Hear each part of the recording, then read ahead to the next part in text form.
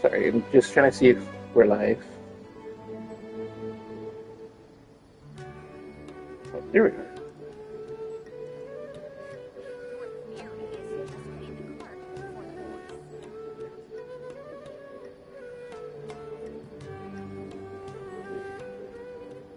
Sorry, one moment. We got a phone issue.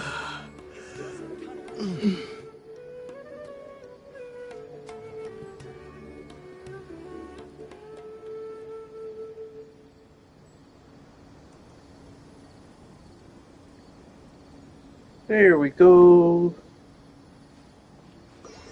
Alright, yeah. Yesterday's one was a really long mission, so hoping this is a fun one and kind of hoping it doesn't stretch so long.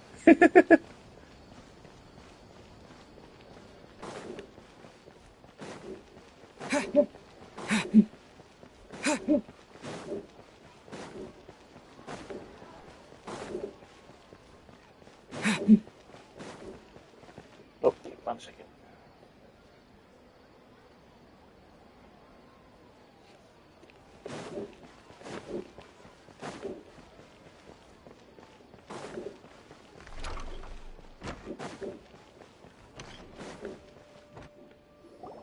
There she is! Dunyarzad! We're back! Just as promised, Traveler and Paimon. I'm so glad that you two came back to celebrate Lesser Lord Kusanali's birthday. Indeed. The festival's tomorrow. We've been preparing for so long that I can't help but feel a little nervous. There's no need to be nervous. Paimon's sure that Lesser Lord Kusanali will feel everyone's gratitude. Thanks, Paimon. I hope that everyone who comes to the festival will also have a good time. Speaking of which, did you manage to make your way to Port Ormos? Discover anything over there? Of course we went. A lot of things happened there. I see.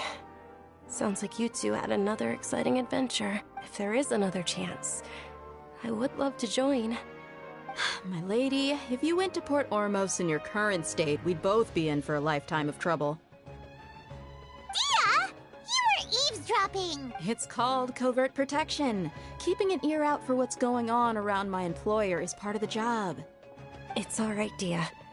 I merely said I would like to go. I know better than to think my body could handle it. The festival's tomorrow. I've been doing nothing but causing trouble for you. So Dia, please take some time to relax. I'll be fine. Even when you put it that way, it still doesn't feel right. Don't worry, my guardian knight. Okay, fine, but only tonight. Tomorrow's a big day, and many no-good scumbags are gonna try to take advantage of that. Oh, you two must be exhausted from your long journey back to the city. My apologies for not realizing this sooner. I've already prepared a room for you to rest. Please follow me. Whoa, you're so thoughtful. Paimon's so ready.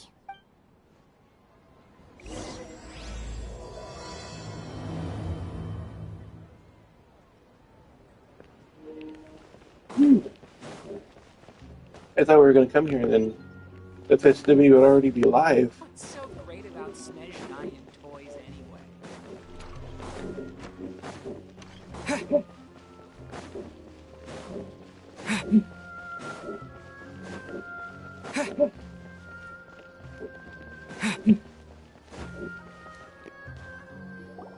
Here we are.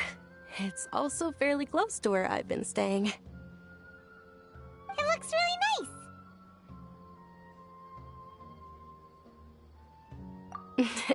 Not at all.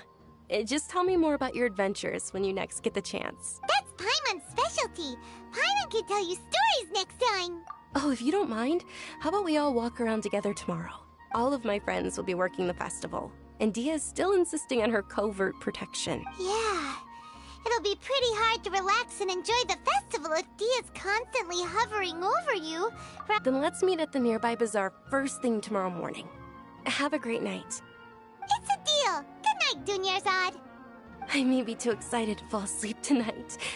See you tomorrow. Paimon's starting to really look forward to the Sub-Zero festival too. Will there be lots of yummy food? Oh no. Thinking about food is just gonna keep Paimon up all night. The earlier we sleep, the better. Let's go inside, traveler.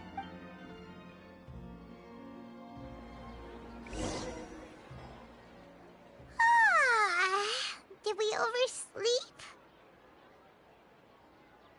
We should go meet Dunyarzad right away.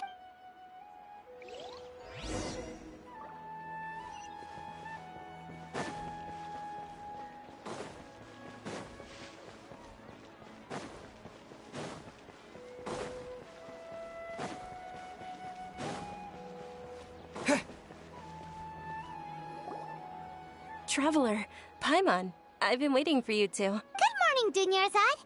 We must have overslept a little bit. Not at all. I arrived early. Today is finally here. I must cherish every moment as if it were gold. You've worked so hard for this day. You gotta enjoy it to the fullest. You know it. Oh, it's just that, as expected, I had some trouble falling asleep last night. I'm hoping my body won't be too much of an issue today. Well, shall we? Let's start with the stalls over there. Many vendors came out of the blue to support the event, and they insisted on covering costs themselves. Let's go give them some business. They paid for everything out of pocket? Oh, sounds like they're not in this just for the Hey, morale. Shadow. Yeah, I'm doing good. They all said that contributing to a lively festival atmosphere is more important than money. Especially since we don't often get to celebrate Lesser Lord Kusanali's birthday. Ooh, they're selling food over that way. Let's go take a look.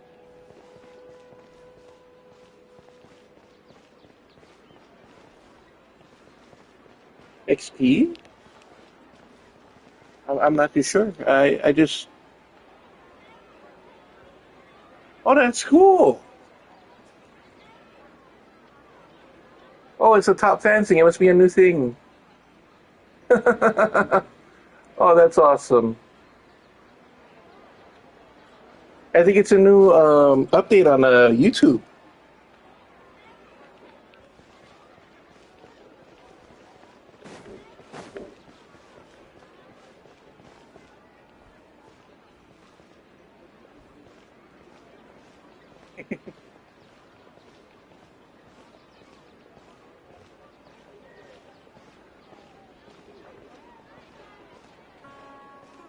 Oh, she walks so slow.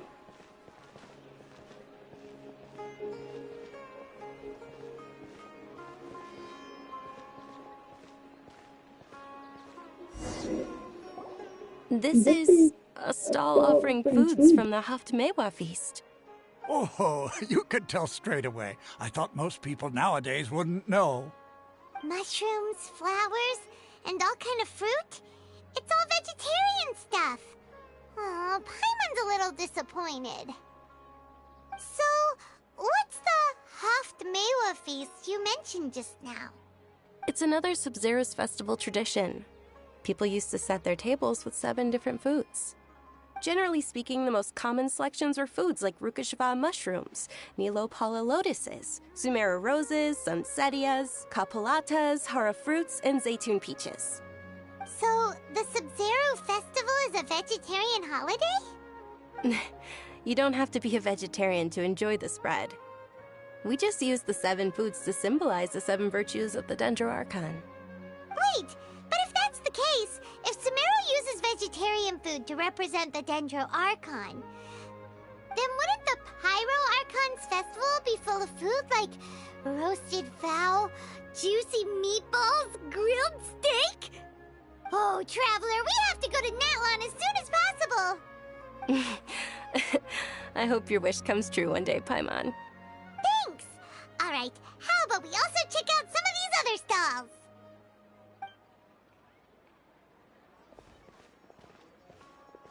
Dear customers, would you like to try your hand at alchemical divination? What's alchemical divination? Those two things sound like they'd be fun to try together. Right? I thought the same when I first heard about it. It is said to be a mysterious craft invented by none other than Lesser Lord Kusanali herself. So, how does it work? It's quite simple. After you give me any 2 alchemical reagents, I'll use them to perform a random transmutation. Sure sounds random. So random that it will probably fail. That is precisely what we need. After the transmutation fails, your one and only diviner here will interpret the remnants. Well, according to Lesser Lord Kusanali, everything is interconnected, and all that occurs can be traced back to fate. You could say this is a pearl of old wisdom. Why does everything sound so much more credible when Dunyarzad says it? Are you guys working together? So that's the true wisdom behind it. This young lady sure knows her stuff. So, how about it? Want to give it a try?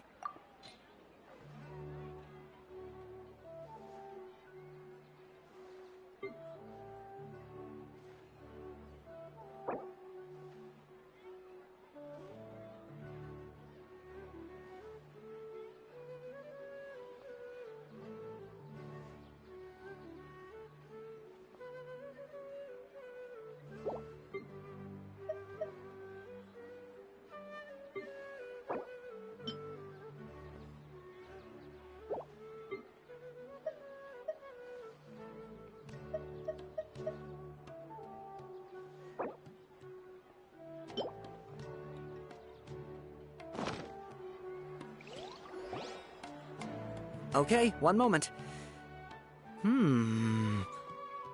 It's the moon. Paimon wants to take a look too! Is it? It looks more like a pie that Paimon bit into. Generally speaking, the moon signifies... It means... Wait a moment. Is he really looking it up in a book? Oh, I remember now. It means illusions and lies. Illusions and lies? That sounds rather ominous. Yes, but this book says that if you trust your intuition and overcome your fears, the sun will surely rise. He's not even trying to hide his book anymore. Naturally, fate will only ever show you the beginning of a journey. It is up to you to forge your own ending. Oh, thank you so much. I'll keep that in mind. Oh, it's nothing. I'm just learning as I go. Guess that was still pretty interesting. Okay, on to the next stall. They say the Sub-Zerus festival was very lively a long, long time ago. Large flower carriages used to parade through the city. As they headed towards Port Ormos, people would throw flowers, candy, and liquor all along the way. Dunyarzad's I sent it to a group of friends and the Eeps Peeps, so I wish I could have seen that I hope she gets a chance to see it. But if you ask me, I'm sure Nilu's dance Yeah, no, I was gonna say, great job. as impressive.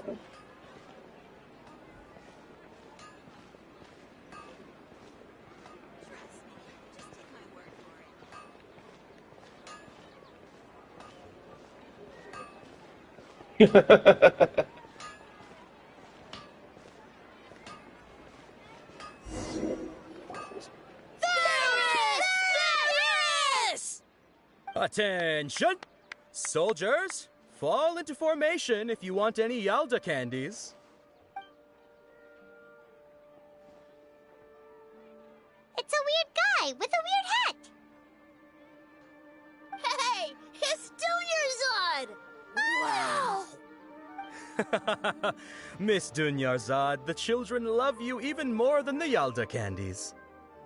In the few short days it took to prepare for the Sub-Zerus festival, the children have all grown very fond of you. The Hallowed Night of Flowers. It's an honor that you know my name. Attention! In the name of Ferris, the Knight of Flowers, I commend you on your contributions to the glorious Sub-Zerus festival. All right, little soldiers. Take your Yalda candies and don't forget your loyalty to Lesser Lord Kusanali. Dismissed! Yes, Knight Ferris! Just what is going on here? Ferris, the Knight of Flowers, is another Sabzeruz festival icon, and one immensely popular with children. In the past, the actor portraying Ferris would also sit on a flower carriage. It's all thanks to Miss Dunyarzad's sponsorship that the children can make such wonderful memories today. As are we to you, Vihar. Oh, not at all. Oh, speaking of tradition, do you want some Yalda candies? They're a festival staple, and I happen to have some boxes readied here. Take a look and pick whichever one you want. Whichever one? Don't these boxes all look the same? That is the fun part. Each box contains a random flavor. It's up to the luck of the draw. Flavors include lavender melon, hara fruit, sunsetia. Ooh, those all sound pretty good. And there's also lizard tail and oni kabuto. Huh? What's up with those two flavors? Oni Kabuto is a little spicier than Lizard Tail. Dunyarzad, you tried them before? Traveler, help Paimon pick one. Paimon wants the Sunsetia flavor. It's all right. Paimon believes in you. I also believe in your intuition. Great! These boxes of candy are numbered 1 to 5 from left to right. Which one do you want?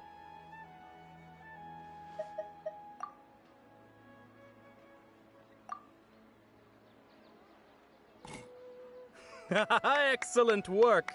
That is indeed Sunsetia. Paimon bet you survived so many epic battles because you had incredible luck, and Paimon was right. Attention! Here's your Sunsetia flavored candy. Thanks a lot, Knight of Candies. It's Knight of Flowers, not Knight of Candies. Paimon really wilted the carriageless Knight of Flowers. They all basically sound the same. We got our candy, so let's keep going. Oh, actually, I just remembered that I left something behind. Since you're here, can you come with me to get it? Dunyarzad, you probably forgot because you're so excited about the Sabzeruz festival. How embarrassing.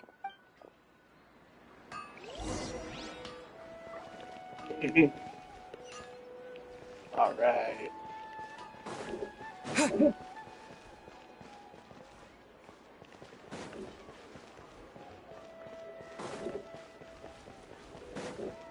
Yeah, no, I love the action scenes in this game. Like, there's some really great ones that was on a few videos I did ago when I was in Natlan. Oops. We're too late. Who knew the little lady was such an early riser? I know, right? Hey, wait a minute. Boss, isn't that her? Oh, that most certainly is. We're in luck. She's walking right into our clutches.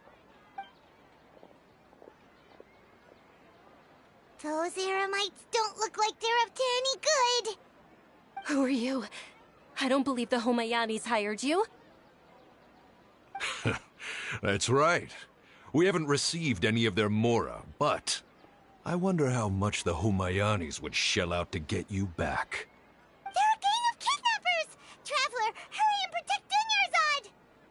Hey, did you scumbags even consider that the Homayanis might have hired a merc that outclasses you? You're... Dia! Dia the Flame Mane! No wonder we mercs haven't heard anything about you for so long. You sold your unruly mane to the highest bidder. Don't speak so disrespectfully. My family started working with her as gratitude for her past kindness to us. Don't worry about it, my lady. Just some friendly banter between mercs. One punch and those rabid dogs will expose themselves for what they really are.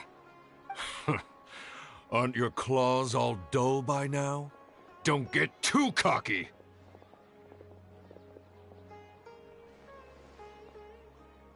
Traveler, take Miss Dunyarzad to a safe location.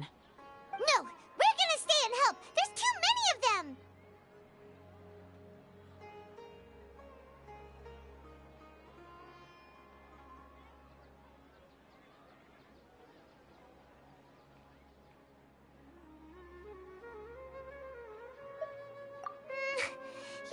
What? Alright, fine. Please be careful, Dia. Don't waste your time worrying about me. This is my job. Look out for yourself. After I've wiped the floor with them, I'll go find you all.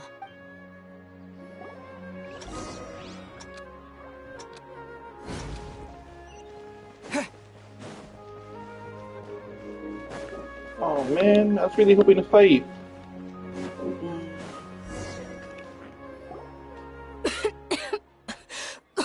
Dunyarzad, are you okay? You look a little pale. Are you in shock? I'm fine. My body always reacts like this whenever I exert myself too much. You sure you're okay? Probably. I'll be fine after some rest. I'm more worried about Dia. Yeah, don't worry.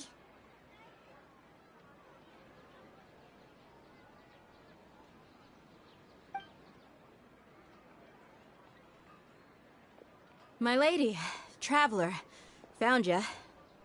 Dia! You took care of them so fast! Any more of them? Or rather, did anyone follow you? Oh, hey Claire, how you doing? How was it there? Dia, your arm. Oh, this? I'm fine. It's just a scratch. Normally, they wouldn't have been able to land a hit on me at all, but I'm still getting used to this new greatsword.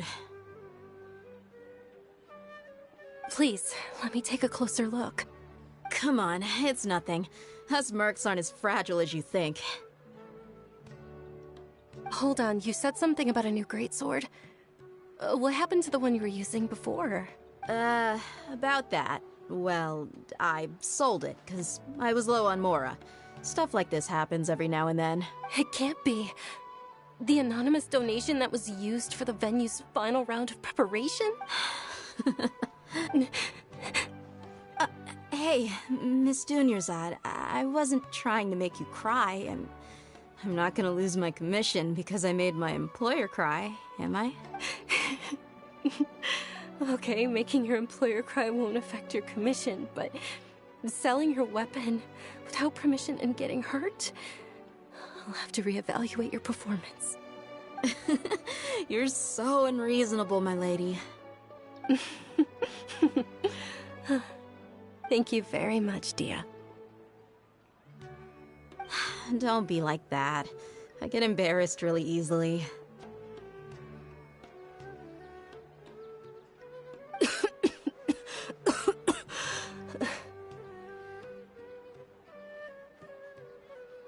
Are you feeling unwell again, Dunyarzad? My lady, your condition. Traveler, can you take her somewhere to rest? I'll look around the area to make sure we're safe from an ambush. Truly. I'm sorry for the trouble, everyone.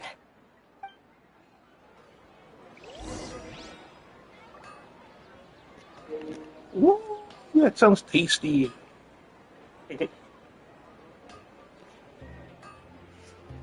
I was saying, like, Wisconsin is known for their cheeses and stuff.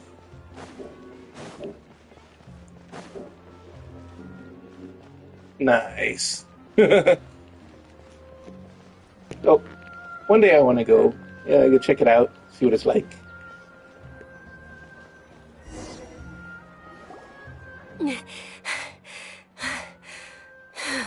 Are you feeling better, Dunyarzad? Yes, much better. Just give me a few moments and I'll be good to go. I didn't realize you were concerned about it. I guess I shouldn't continue to keep it a secret. I was actually born with Elazar. It's terminal now. Can't believe it's Elazar! Oh, you've already heard of Elazar. In that case, you probably know about its severity. Sumeru's current medical advancements still haven't been able to find a cure. The disease's progression can only be delayed through environmental therapy. Dunyarzad. There's no need to be sad. I've always lived with Elazar and I came to terms with it a long time ago. Compared to the simple fact that I'm afflicted with this, its effects on my life have been much more painful. I know that my family loves me dearly. They've done all they can to provide the best environment for me so that I can live for that much longer. However, I know I will one day succumb to this. Did you know?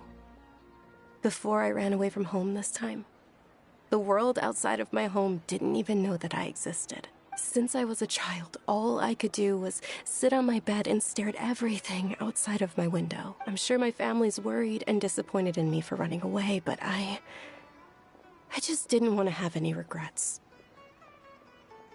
I wanted to meet other people.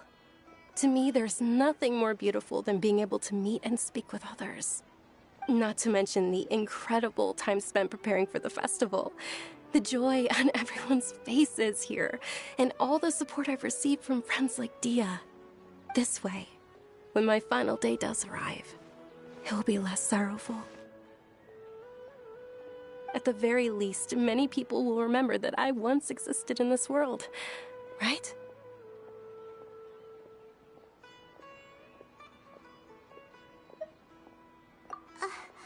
As long as you don't forget Paimon, Paimon also won't forget about you.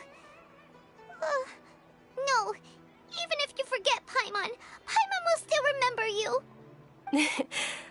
Thank you two so much. I apologize for the depressing conversation. This is out of character for me. To be honest, Lesser Lord Kusanali gave me the courage to do all of this. If it weren't for her encouragement, I wouldn't have taken that first step. Thanks. There will always be frustrations in life, but I know that the point of living is not to leave behind any regrets.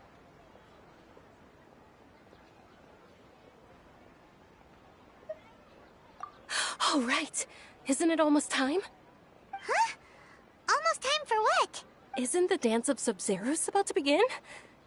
It's the festival that I've been looking forward to the most. Nilou will recreate that legendary scene with her most splendid dancing. And the Sub-Zeros festival will conclude amid everyone's applause and blessings. And with that, my wish will also... Then what are we waiting for? Let's go to the stage! Yeah, we should still make it in time.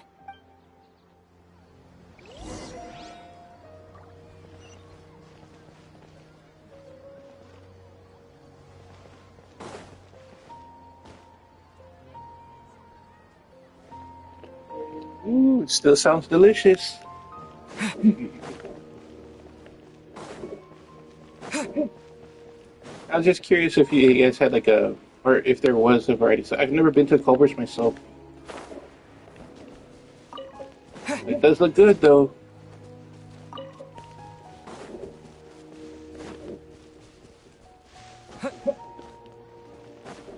Right now I'm just snacking on a bag of pretzels.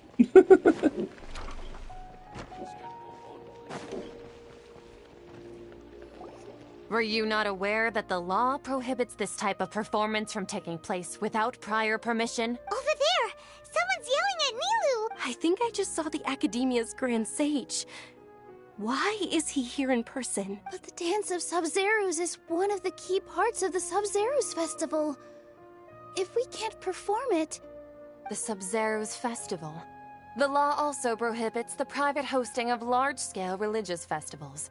Only the Academia can host such an event. If you continue to resist, we will have to order an investigation into every single event organizer. The Grand Sage has already granted you much leniency. I advise that you exercise tact. How did things turn out like this? The Academia was originally responsible for the Sub-Zeros Festival, but they failed this responsibility for many years. I need to speak with them. This is a hard pill to swallow, but you're right. Things would only get worse. Art, dance. Aren't you ashamed of pursuing such frivolous and meaningless activities in this land of knowledge and reason? Our you ain't smarter than anybody else. Y'all got that device in your head. All scholars who sought validity, verity, and truth, while people like you wish to defile it. No. I believe that our Archon never rejected the arts. Even the goddess of flowers dedicated a dance to her. With your lack of intellectual credentials, I do not believe you are qualified to debate with me. What you should be doing is finding workers to tear down this ridiculous eyesore. When we return, have the scribe draft an ordinance before the next Nyargarbaha day that prohibits public art performances. We will announce it to the public later via the Akasha. Understood.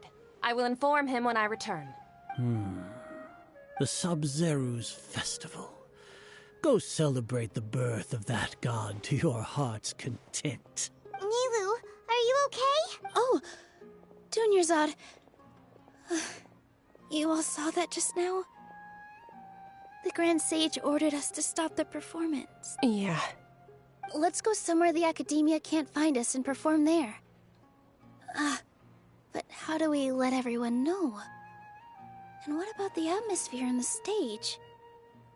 Or we could get people to block them off so they can't interrupt the performance. No. They just threatened to investigate the organizers. If we were caught... Nilu, it's all right. Don't worry about it. But you've been looking forward to the Dance of Sub-Zero so much. And I know how important this festival is to you. I don't want you to have any regrets. It's okay. Seeing you care this much about my feelings is more than enough. It would be too risky to continue the Sub-Zero's festival at this point. I don't want to get everyone in trouble. If you say so. But... you can sneak out for the next Sub-Zero's festival, right? We'll make sure the next one is a smashing success. The next one. Yes. Okay. It's a promise. It will be a smashing success. Paimon can't believe this is how things turned out. Those heartless geezers. Oh, thank you, Shadow. Sorry, I was waiting for a part where I could take a break from the story a little bit. Oh, you don't have to, but thank you so much. Yeah, Sub-Zero. Yeah, I don't even remember what the thing was, like Subezaru or something. In fact, isn't that like part of the name of the area they're in? Why wouldn't they celebrate it? I don't know. At least it's weird, and the guy is like on a power trip.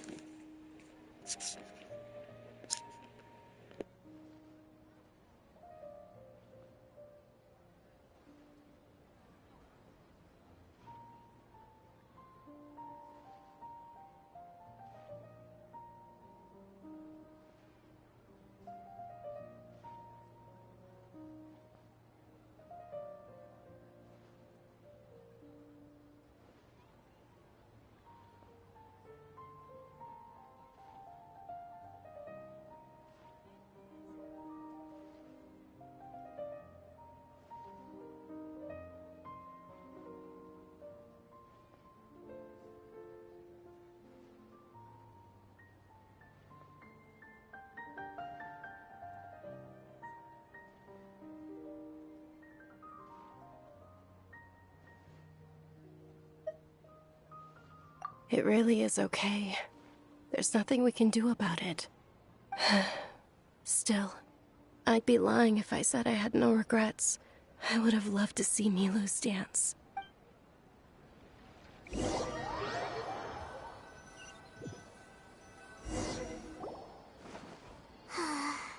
A lot happened today.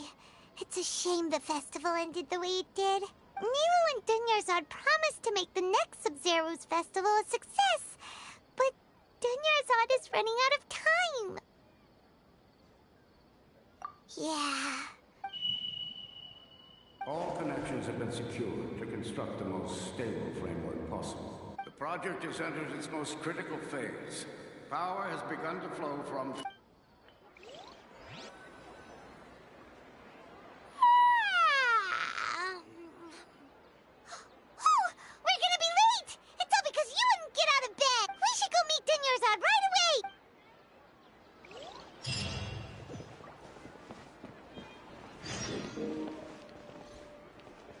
Uh-oh, I wonder if anything happened.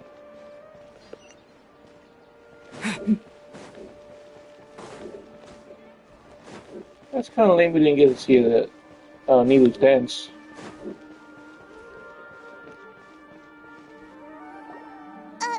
morning, Dunyarzad. Sorry we're late. Not at all. I arrived early. You seem kinda tired. Did you not get enough sleep? I'm doing well. There's no need to worry. Shall we go? Let's start with the stalls over there. Sure! Traveler? Why are you just standing there? Let's get going!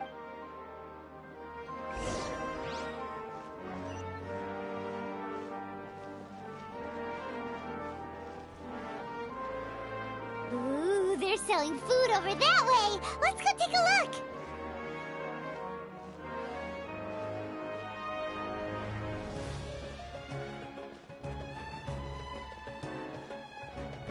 Oh, come on, please tell me there's a fight coming. Nope, back to the stalls. This is a stall offering foods from the Haftmewa feast. You are quite well informed, miss. I thought most people nowadays wouldn't know. They're all plants! Oh, Paimon's a little disappointed. Actually, what is the Haftmewa feast you mentioned just now? Wait, it's one of the Sub-Zerus Festival's traditions. People used to set their tables with 7 different foods to symbolize the 7 virtues of the Dendro Archon. Remnants appear to be in the form of the moon. Really? Paimon thought it looked like some kind of food. The moon signifies... It's escaping me for now. Is he really looking it up in a book? Oh, right. It means illusions and lies. But if you trust your intuition and overcome your fears, the sun will surely... Understood. I'll keep that in mind. Oh, it's nothing. I'm just learning as I go. Guess that was still pretty interesting. Okay. So, where to next?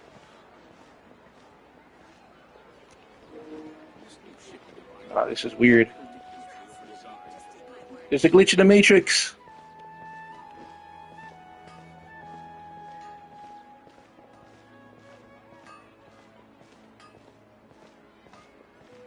Things can't go on like this.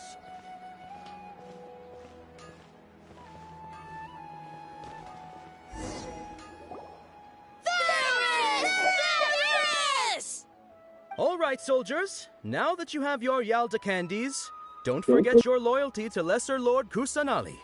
Dismissed. Yes, Knight Ferris!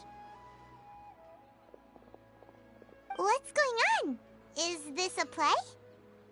Ferris, the Knight of Flowers, is another Sub-Zerus festival icon and one immensely popular with children. It's all thanks to Miss Dunyarzad's sponsorship that the children can meet the Knight of Flowers. Oh, do you want some Yalda candies? I happen to have some boxes ready here. Take a look and pick whichever one you want. What's to pick? Don't these boxes all look the same? It's not that simple. Each box contains a random flavor. It's up to the luck of the draw. Flavors include lavender melon, hara fruit, sunsetia. Ooh, how interesting. And there's also lizard tail and oni kabuto. Ugh, why do those flavors even exist? Traveler, help Paimon pick one. Paimon wants to eat the sunsetia flavor. Great! These boxes of candy are numbered 1 to 5 from left to right.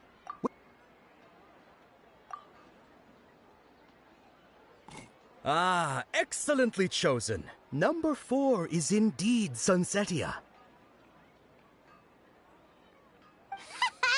Paimon bet you had incredible luck, and Paimon was right. I chose number 1. Huh? Are you saying that you instinctively chose the right box? But now that you mention it, Paimon also had the feeling you'd choose the right one. Is that kinda like what you felt? Maybe we didn't sleep very well last night. Or maybe we slept too much. Oh, sure. Huh? Where are you going? You're just gonna walk off like that? We can go look for those guys and beat them up then. I don't want to go down, I want to go up. The guy's waiting for to attack Dunyarzad. Game. Boo.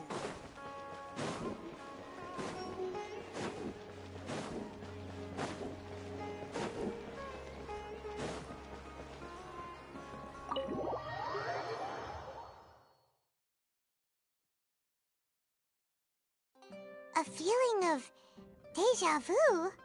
Oh, Paimon knows what that is. It's when you feel like you've already experienced whatever is going on. In that case, Paimon also felt something like that today. But that's just our brains playing tricks on us, isn't it? So why'd you run here in such a hurry?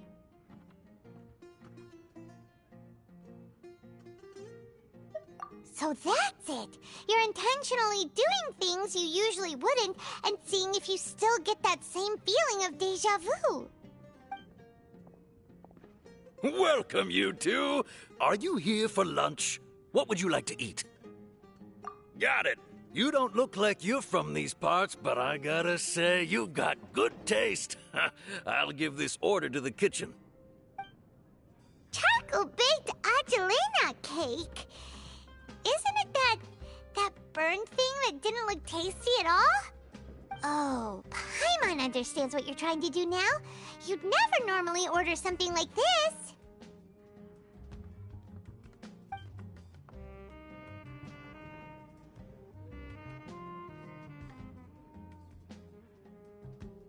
That thing? Are you really gonna eat it? Isn't this going a bit too far?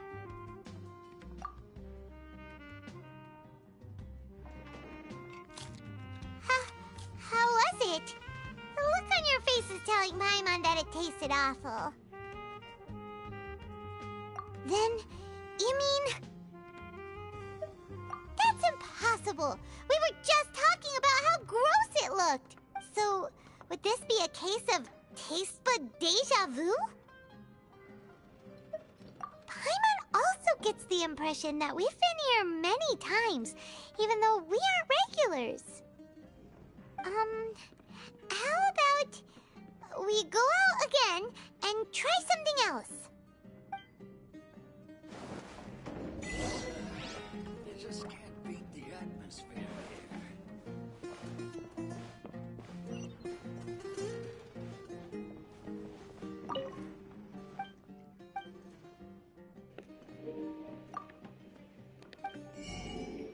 Yeah, he's stuck in Groundhog Day.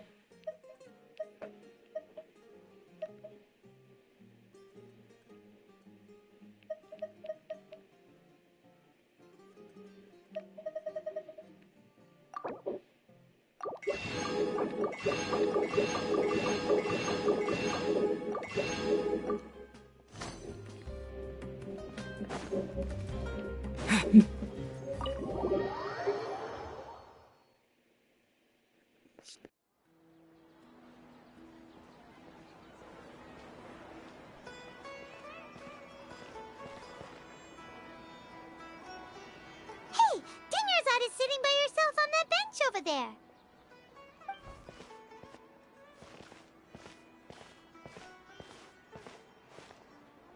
What a coincidence, Dunyarzad. We meet again. Why are you sitting here all by yourself? Oh, I ran into some kidnappers just now, but thankfully Dia came to my rescue. I started to feel unwell after that, so I sat down here. Kidnappers? Oh my goodness, are you hurt? I'm okay. Dia's arm got scratched, but it isn't serious. Whew. That's a big relief. But, Dunyarzad, you seem a little down today. It's the Sub-Zero's festival, and you've been looking forward to it so much. Not at all. I've always been like this. Excessive physical exertion or strong emotions tend to aggravate my illness. Besides, no matter how amazing today may be, it is but a single day. After however many more days, my time will come to an end. Paimon doesn't quite follow you, and Paimon feels like something's really got you down right now. It really is fine. I don't mind. Huh? Did something happen? Dunyarzad, have you ever felt deja vu? You know, like when you've already experienced something that's happening right now? Deja vu? No. But my days have been the same for years now. Even if I were feeling deja vu, I suppose I would already be used to it. Oh, Paimon sees. Then, is it only the two of us? It's almost time. Huh? Time for what? Nilou's Dance of Sub-Zerus is about to begin. Let's go.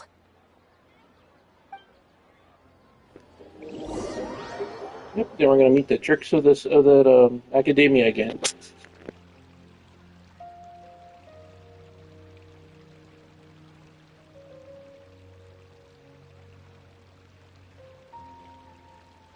With your lack of intellectual credentials, I do not believe you.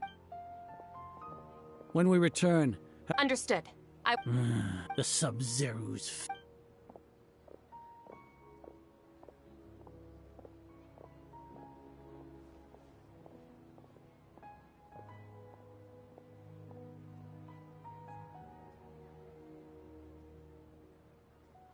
Nilou, Oh, Dunyarzad. The Grand Sage ordered us to stop the performance. It's okay.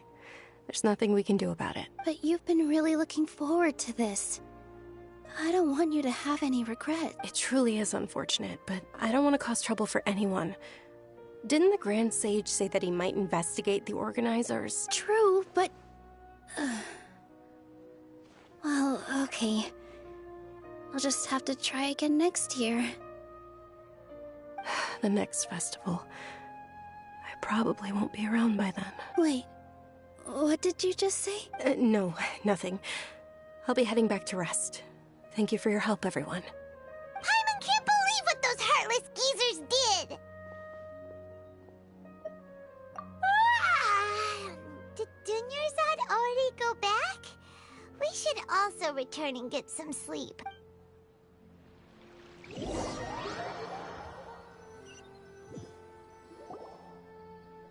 So, in the end, you still couldn't figure out what that deja vu feeling was all about?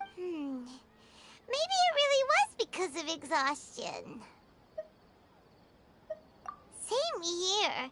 That's why Paimon stopped thinking about it halfway through the day. Then, how about we settle in and get a good night's sleep? For now, we can chalk things up to exhaustion. We can do more thinking tomorrow. Observing a modest drop in the output of Jnana energy, but values still remain within normal parameters. Continue to monitor for variances in the data and find the cause as soon as possible. No, she's, sometimes they do show scenes of her sleeping next to the traveler, and she's usually curled up, right next to him. Why does Paimon feel so tired after so much sleep? Anyway, we should go meet Dunyarzad right away.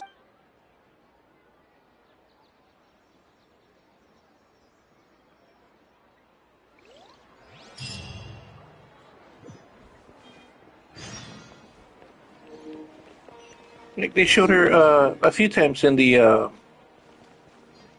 the Skirk event, where they had a cutscene where he was training and then he rested or he fell asleep, and then yeah, she was right in front of him, like curled up by his chest.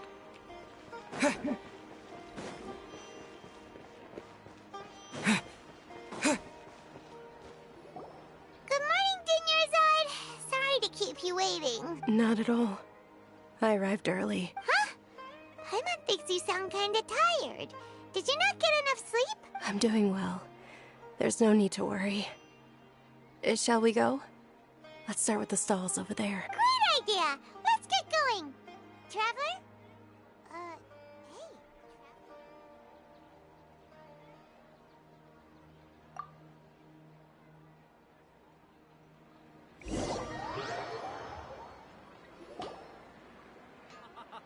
It's all thanks to Miss Dunyarzad's sponsorship that the children can enjoy the Sub-Zerus festival. Oh, are you interested in Yalda candies? I have some boxes of candy here. Pick whichever one you want. Not much of a choice. It's not that simple. Each box contains a random flavor. It's up to the luck of the draw. Flavors include lavender melon, hara fruit, sunsetia. They all sound pretty tasty. And there's also lizard tail and oni kabuto. Huh?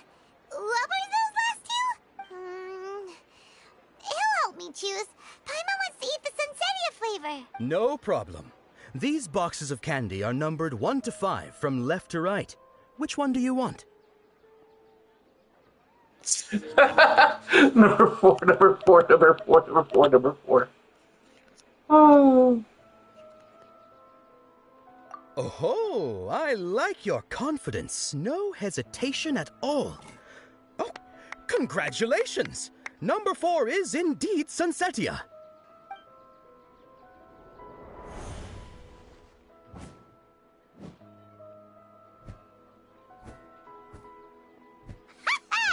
Paimon knew he always had incredible luck.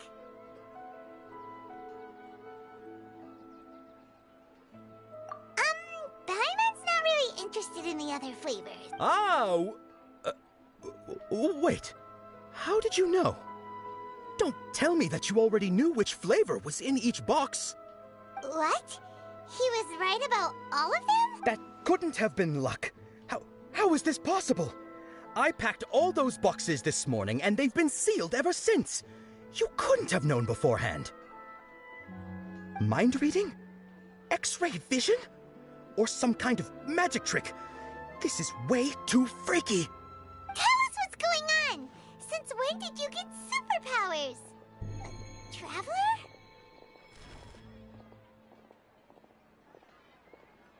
Hey, where are you going?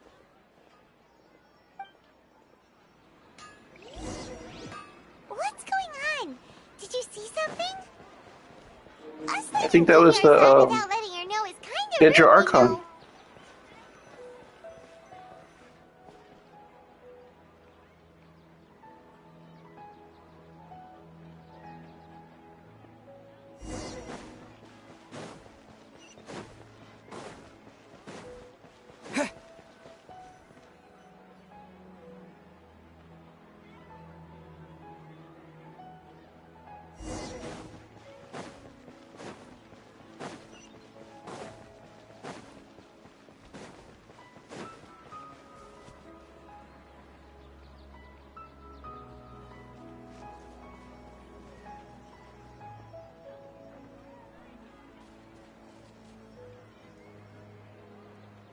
What are you looking for? Why did we come here?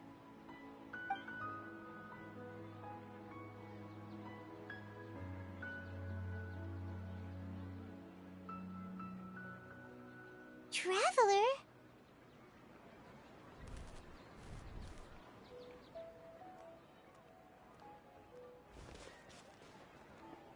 That's...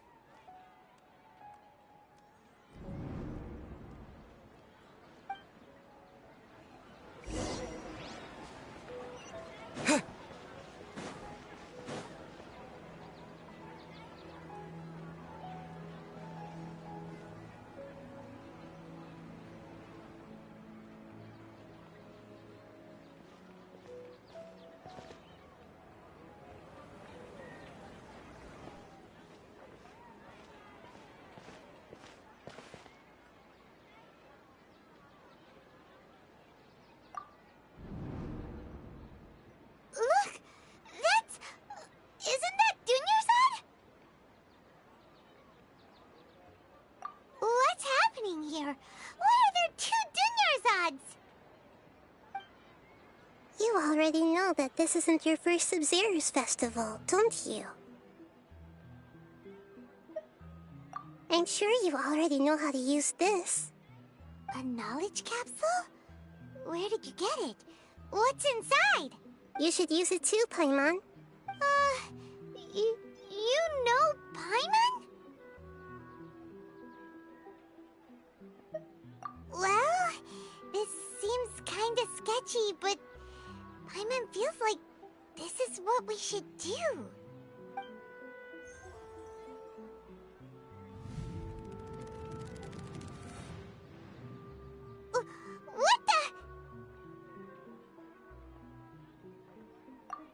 our 20th time at the Sub-Zero's festival? Huh? No. The 30th? 40th? Just how many times have we been to the Sub-Zero's festival? Have we been trapped in a single day?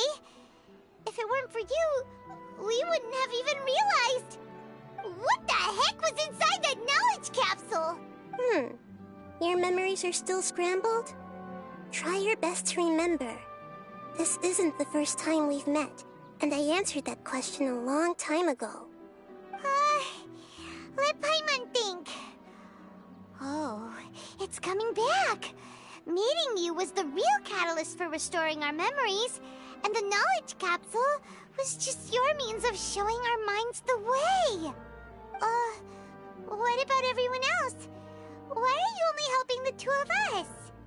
Your sense of deja vu is stronger than everyone else's, yes? As for an explanation, you two received the blessing of Dendro, and you also have special, sensitive constitutions. It was as if a single sheet of paper was separating those memories from your consciousness.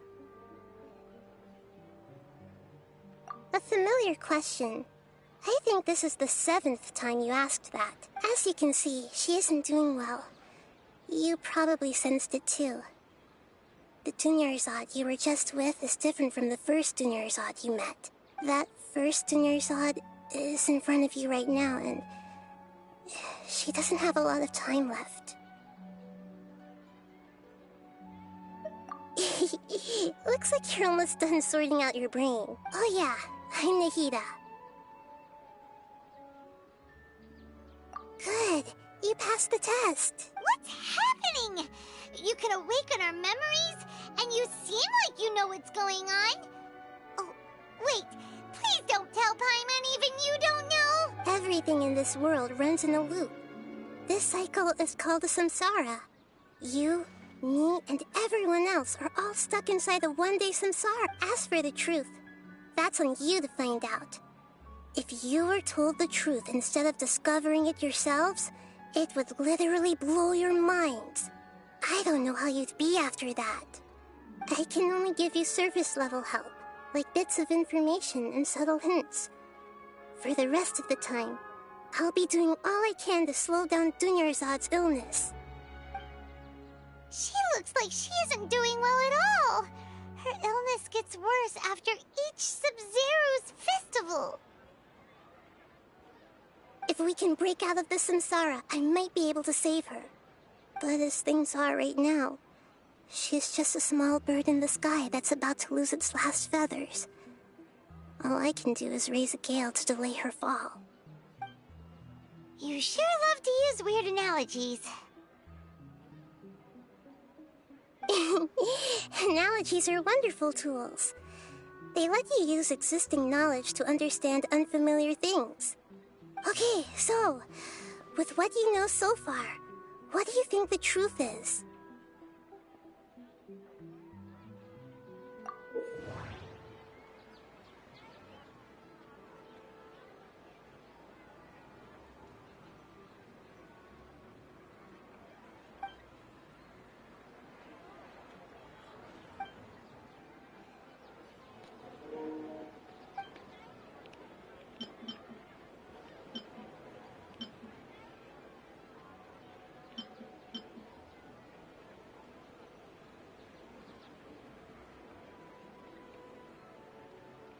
The moon, illusions, and lies.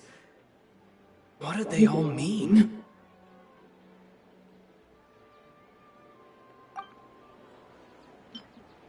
What's happening right now seems to have happened before. This feeling has been getting stronger and stronger.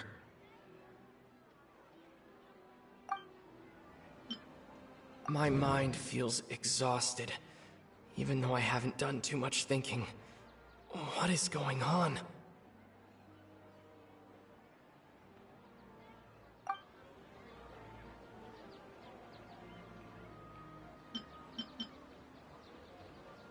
We've already experienced the Sub-Zero's festival many times, and the day of the festival seems to be in a perpetual samsara.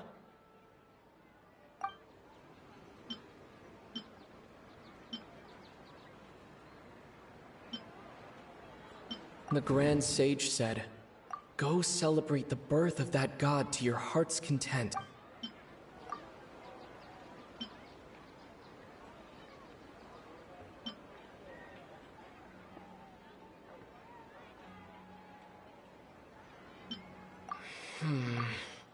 I can't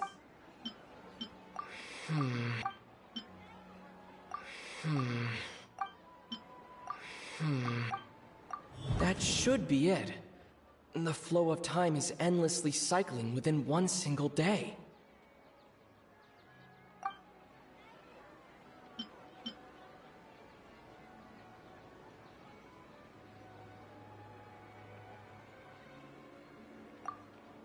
A time loop. You've given similarly wrong answers in the past. A pity. Still the wrong answer? Paimon thought that made a lot of sense. It feels like time's just repeating itself. A simple time loop can't explain some of the phenomena. You two are still missing a lot of information. Unfortunately, I can't give you any more hints.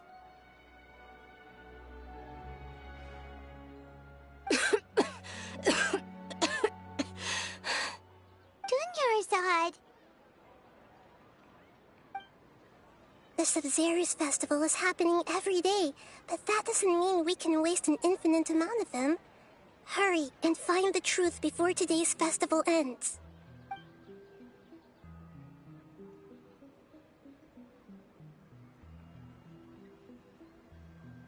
Let's think about our current situation. To save Dunyarzad, we have to escape the samsara of the Sub-Zero's festival. And to do that, we need to figure out what's happening. The truth. Nahida rejected the idea of a time loop, so we must have missed something, right? Paimon's memories say that we've already done this many times, but let's go talk to people again.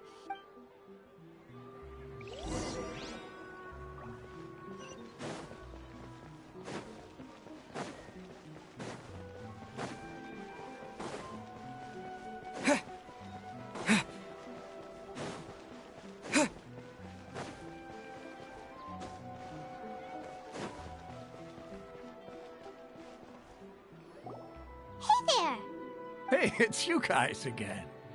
Where's your cultured friend? She's feeling a little unwell. I see. Did you come back to buy something? I guarantee the freshness of my products. I harvested them from the forest just yesterday. It is. And, yeah, no, it doesn't seem like we're in a time loop because Dunyarzad keeps getting progressively worse. But it's like everybody's like that thing on their head is probably resetting everybody.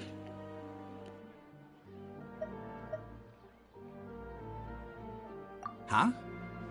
What brought this about? I hurried back from the forest yesterday, and I'm selling produce here today. I haven't felt anything strange. To put it another way, if you really think about it, was yesterday truly yesterday? Did you actually come back from the forest yesterday? What kind of philosophical nonsense is this? Are you two daydreaming? Didn't you know that no one dreams in Sumeru? Go somewhere else if you want to find someone to daydream with.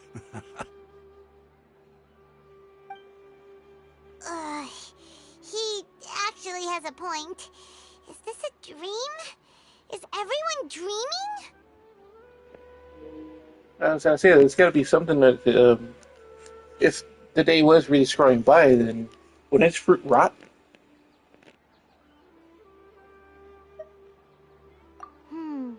True.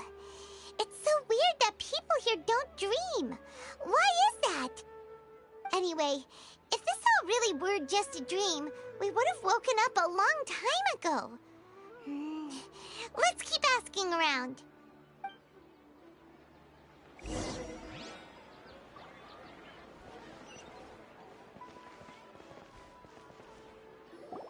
Oh, it's you two.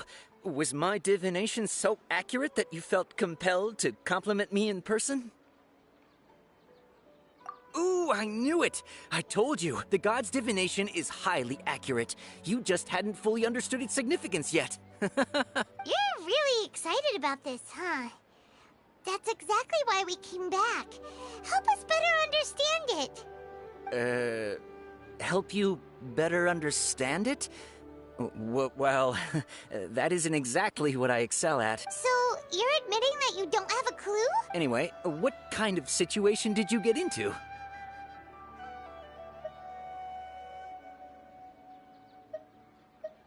Huh? Hold on a second. I thought you guys just lost your wallet or fell for a scam. What you just said, are you serious? Does that kind of thing actually happen in real life? Paimon knew you weren't going to believe it. Marvelous. Truly marvelous. I believe you. Recall the interpretation of your divination. The moon, illusions, and lies. It really felt like an omen. When you say it like that, the divination does sound like it's related to what's going on. Can you read any more into it? I believe that the Archon's revelations are never more than vague hints. Anything more specific is beyond the reach of mere mortals. The book only says, if you trust your instincts and overcome your fears, the sun will surely rise. So that's how it is. Looks like fortune-telling is just fortune-telling. It's no good for practical problems. We haven't made any progress. Who else can we talk to?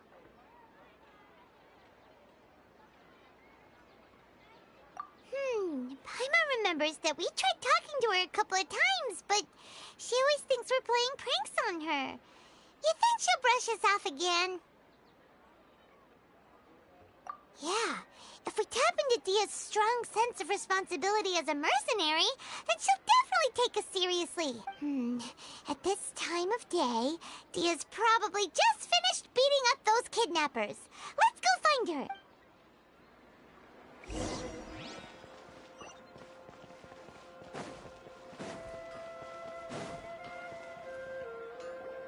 I'm fine, my lady. It's just a scratch. Perfect timing. Both of you are here. Paimon, Traveler, you came at just the right time. Listen, there was a dangerous Huh? You saw? Then why didn't you jump in earlier? If someone was protecting Miss Dunyarzad, I could've went all out. Anyway, can you do something for me? You want the Traveler to take Dunyarzad somewhere to rest up while you check to see if there's still any kidnappers around. Did Paimon get that right? How did you know what I was going to say? We need to say something convincing.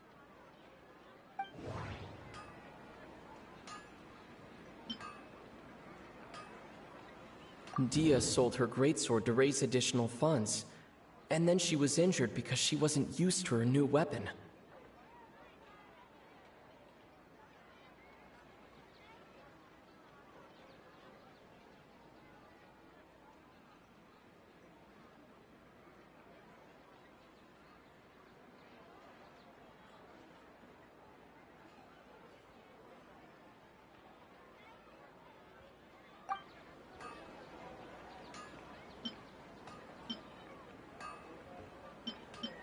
People in Sumeru don't dream.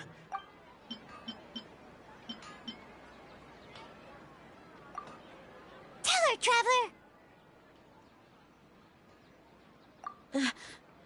I didn't tell anyone about that. Including Miss Dunyarzad. You couldn't have known. And just now, you literally took the words right out of my mouth. What's going on? All right, so this is the situation. It's kinda hard to believe what you just told me. First, let me make something clear. Most of us desert dwellers might not be the scholarly type, but we do have basic common sense. She's quieter than usual. Uninterested in anything and really gloomy. Yeah, she isn't the same as before, but her parents said that this is how she was like at first. Huh? At first? I don't quite understand what you're all talking about. I'll go rest on the bench over there. My lady, are you angry? All right, I'll give you the benefit of the doubt since you knew about my greatsword. Let's make this a quick trip. Miss Dunyarzad isn't completely safe here.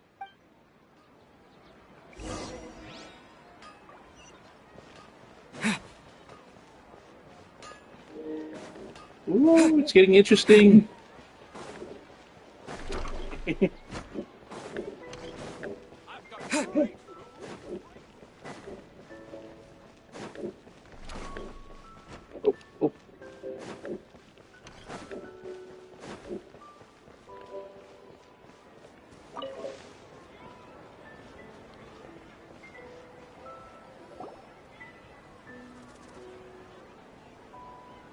Nahida, we brought a friend. Are you busy?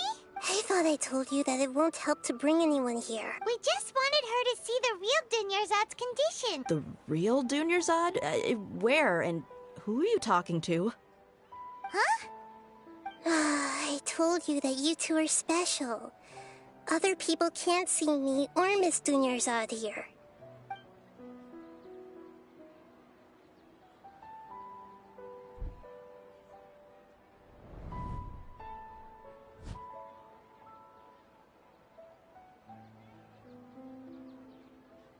Hold on. Over there. Is that? Wow. How perceptive. Does she have invisible antennae? Miss Dunyarzad, she's lying down here, isn't she? How's she doing? Her condition's really bad, and she's basically in a coma. How did you know she was here? I can sense her aura. There are also lingering feelings of something like regret or disappointment. What happened?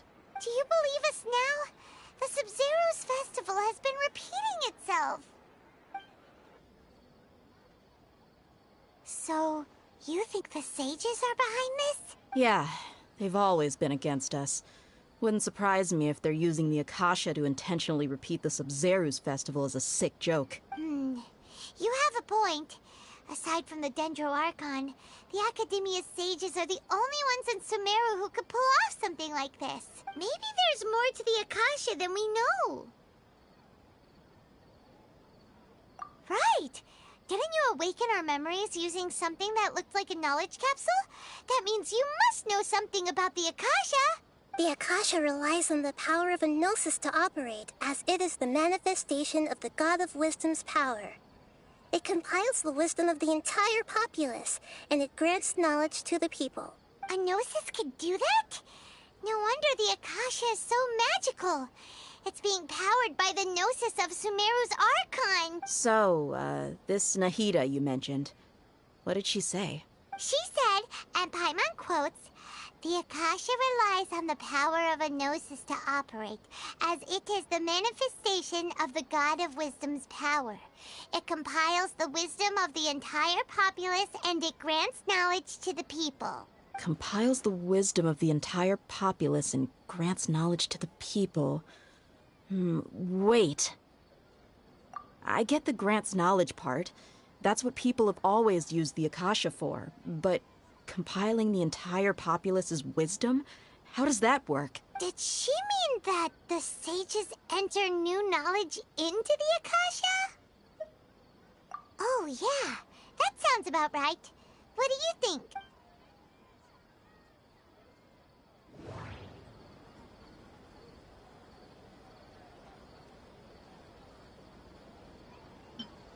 My mind feels exhausted, even though I haven't done too much thinking.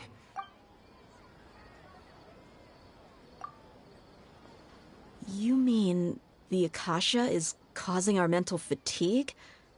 Huh. Now that I think about it, my head's been feeling unusually heavy. When the desert dwellers set off on their quest for knowledge, a sage once said, "Knowledge always comes at a price." Compiling the entire country's knowledge.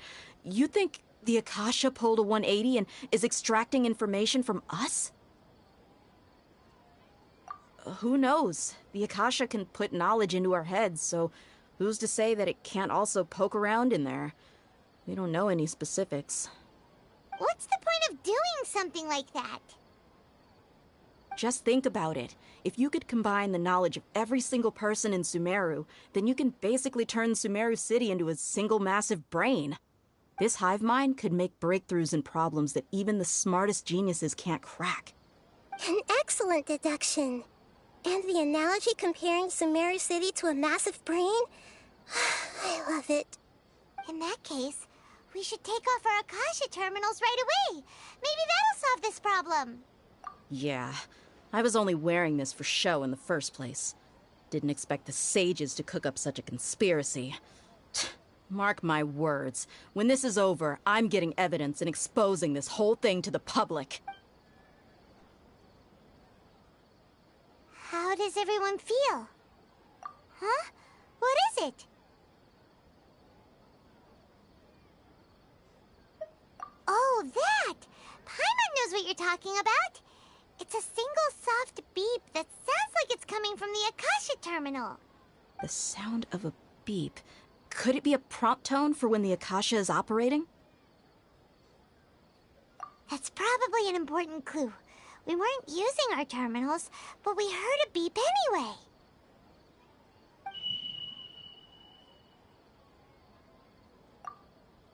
Traveler, did you hear that? I heard it too.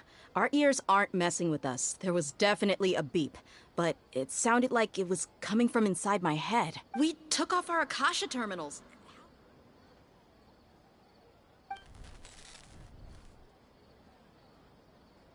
Phase runtime has exceeded its expected length. At this rate, there may be casualties. But we cannot lose all of our progress.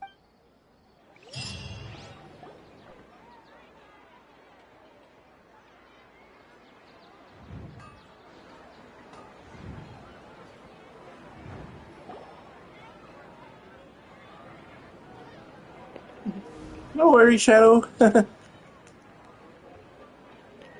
I'm just trying to figure out what's going on. And trying to forward it. Paimon remembers everything! Good.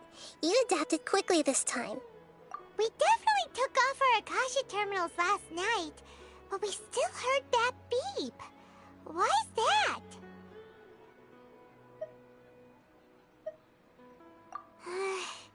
But now we can at least confirm one thing. The Akasha definitely has something to do with whatever's trapping us in this cycle. Oh, Paimon doesn't get it. Why would the Akasha go this far if all it wants is everybody's wisdom? It's extremely difficult for lab rats in an experiment to understand why they're being treated the way they are.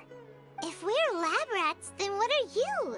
Nahida, you've never told us anything about yourself. I guess I'm the moon. The moon? Wasn't that the result of our divination? Anyway, knowing who I am won't help you get closer to the truth, so you should focus on other things. Don't get distracted and miss any clues. Okay then. Dia helped us a lot yesterday, so let's go find her. If Paimon's reading the time correctly, those kidnappers should be showing up soon.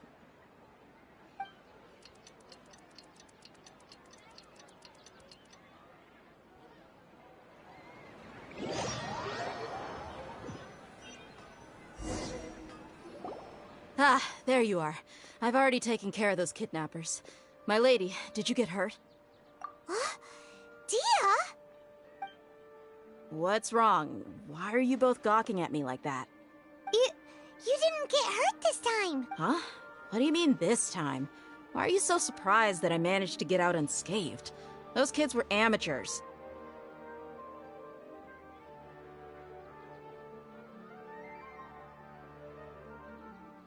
Shh! How did you know about my greatsword? I haven't told any— So Dia's lost her memories after all. Anything strange? You already know that I got a new greatsword.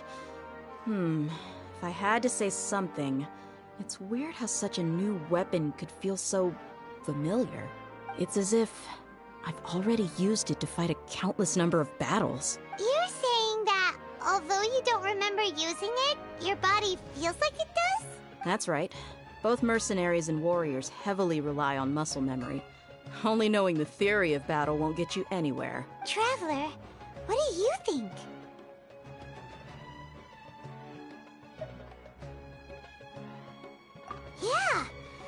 Paimon's feeling really hopeful. Oh, you're right! Earlier in the Samsara, something like this would have never happened. I have no clue what you two are talking about, but it's still dangerous here. So you want us to take Dunyarzad somewhere else to rest while you check if there are still more kidnappers around, right? How did you know what I was gonna say? Can you read minds? Forget it. Go and do your thing.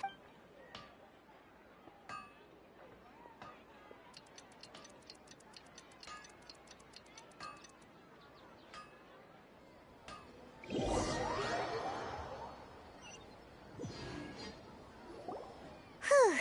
It's finally nighttime. Aside from Dia not getting injured, everything seems to have stayed the same. Listen, Nahida, we found out that Dia got out just fine today, even though she got injured every other time she fought the kidnappers. Do you think the Samsara has been broken? Have we saved Dunyarzad? Really? Good job on all that progress. Get some good sleep tonight. Hey, what kind of an answer is that? Tomorrow will come. Everyone assumes this is common knowledge, but the only way you can know that for sure is if you experience tomorrow. How many todays has it been? Is it possible that today will be followed by yesterday? Does tomorrow truly exist as anything beyond a made-up concept? It's even possible that this entire world is a lie, and the history of the whole world has just been one endless Sub-Zero's festival. Okay, no more. Paimon's brain is already shut down. That's why it makes no sense to waste your energy thinking about things you will learn tomorrow. Get some good rest. You know, use the bathroom and flush your anxiety dookie away. Huh? Hold on, what did you just say? Did Paimon hear you correctly? Huh? People always say they feel a sense of relief after they take a duk-duk. That's why I suggested you could try that. Is that so strange? It's so strange and so against common sense that Paimon's at a loss for words. You were sounding kind of smart just a minute ago.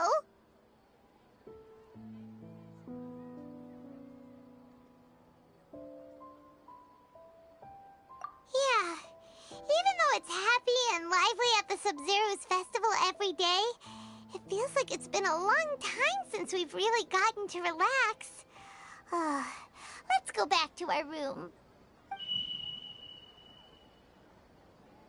Continue the harvest. Compared to what we stand to achieve, these sacrifices are trivial.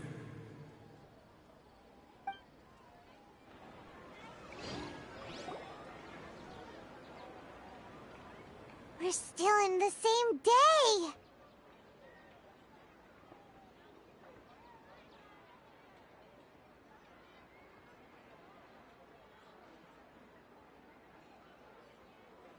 Nahida, you already knew last night that we didn't break out of the Samsara?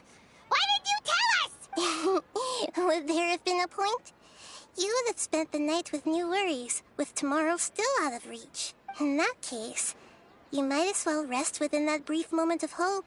An opportunity like that doesn't come by often, and I thought it might help you clear your minds. Paimon thought the Duke did that! Whatever. Guess you were looking out for us after all. Of course. In the time we've been together, you two have been everything to me. Paimon's flattered and everything, but maybe you're taking things a little fast. What I mean is, even though I had asked you to solve this puzzle, you two are still the only ones who can see me and sense my presence. In other words, if you weren't here, I may as well not exist. That's why you two have been everything to me. Get it? Nahida's talking about confusing stuff again. Anyway, that's enough chit-chat. So, Traveler, did the new clues yesterday help you gain a new understanding of the situation? Paimon's like taking a duke. Huh? Why are you scrapping your previous theory?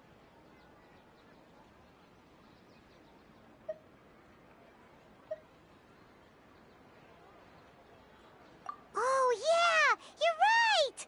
Gosh, how In a simple time loop, people's physical conditions should also reset. So, what's your new hypothesis?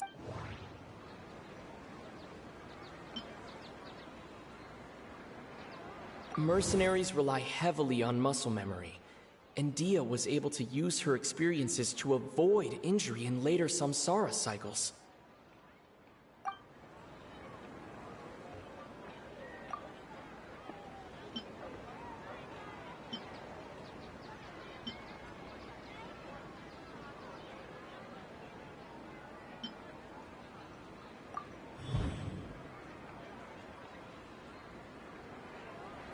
If all our memories of a day are erased at the end of that day, then we would unwittingly relive the same day again.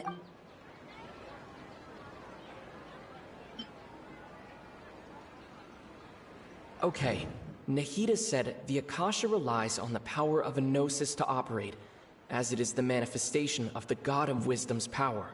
It compiles the wisdom of the entire populace. We've already experienced the Sub-Zerus festival many times, and the day of the festival seems to be in a perpetual... The beep is a prompt tone for Akasha operations. We still hear it every night, even though we removed our Akasha terminals. The moon illusion. Mercenaries rely heavily on... If all our memories of a day are... Oh!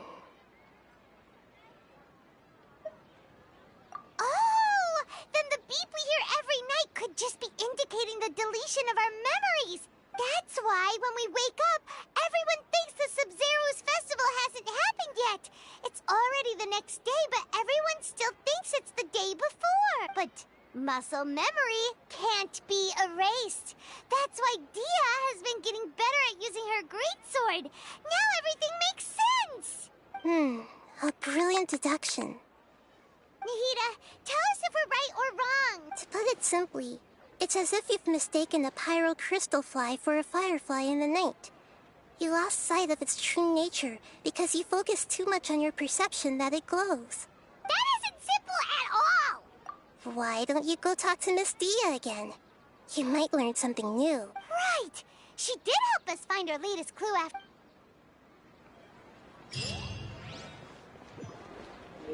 Oh my goodness. Are we ever gonna fight or do something different?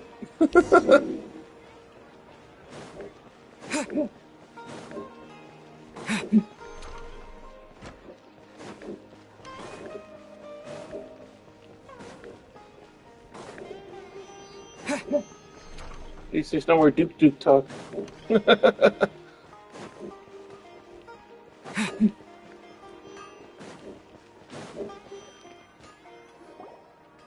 There you are. Really took me a while to find you. As expected, Dia also didn't get hurt today. Get hurt? Why would I? Don't underestimate me. Well, you're still getting used to your new greatsword. Huh. Truth be told, I also think it's pretty strange. It just suddenly felt so familiar in my hands and... wait a second! How did you know I got a new greatsword to begin with? I didn't tell anyone about it. Traveler, could you explain the situation to her today? Paimon's gotten a little sick of doing it. Oh, that works!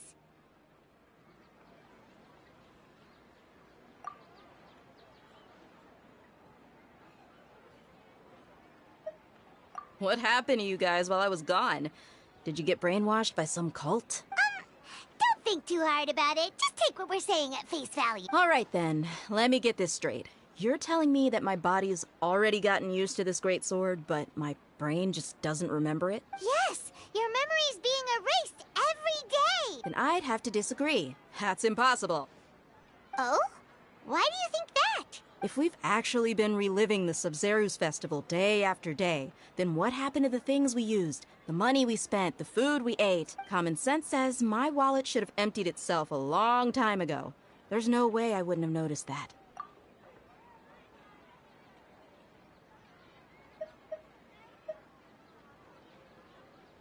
Right! They could use the Akasha to record what everyone did that day, and then use the city's resources to replenish everything. It's not very likely, but it's also not impossible. No, it is impossible. I've got proof. You have proof? Where? You two are surprisingly serious about this nonsensical discussion. Fine, I'll play along for a little longer. Come with me, Miss Dunyarzad. Please come along as well. I still can't guarantee that this area is safe. Paimon can't believe it's Dia who wants to show us something this time. 2 days ago, we were the ones taking her to see Dunyarzad.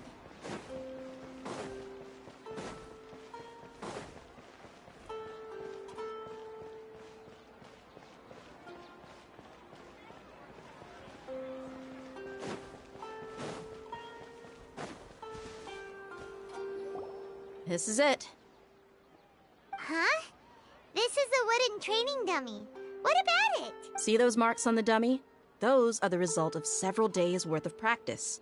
Let's say the sages didn't replace it every day. Shouldn't it be hacked to pieces by now? That's true, but what if they did? Then the sages would have had to reproduce every mark I left during previous training sessions. I'm a professional fighter. My martial school has always emphasized the importance of refined control. The force, angle, and entry point of each strike is calculated and deliberate. That's why I remember every mark on the dummy, as well as my state of mind as I made each strike. It's just as they say. Each swordsman has their own unique style, and even the same swordsman can't make the same cut twice. It would be impossible to copy these marks. Is it really impossible? What if they used some fancy machine to carve every single mark? People often say that a camera's photo can never replace an artist's painting because the former has no spirit to it. The same thing applies here. At a mere glance, I can differentiate carved marks from the results of combat training. Whew, I hope that cleared things up for you. Hey, is this that new brain exercise game that's been super popular with the scholars lately? It's surprisingly fun. Anyway, it's getting late. I should escort Miss Dunyarzad to Nilu's stage. See you later. Well, back to square one. But at least we've reached some other conclusions in the meantime. Yep, that's true.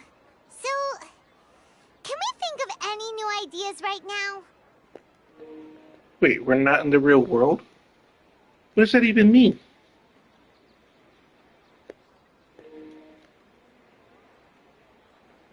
So there was a new revelation where he just said we're not in the real world.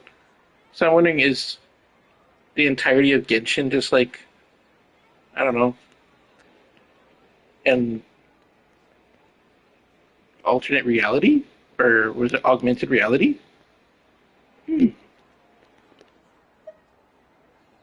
Strange? Paimon feels like everything's been strange lately. Huh? Leaving the city? You're right! It's really strange how we never thought of such a simple solution! Many things should become clear if we can confirm the flow of time outside of the city. Paimon can't believe it! Did we miss this because we're tunnel visioning too hard on our other theories? Or because we're just too tired? How about we go back and ask Nahida? Maybe we've forgotten something about leaving the city.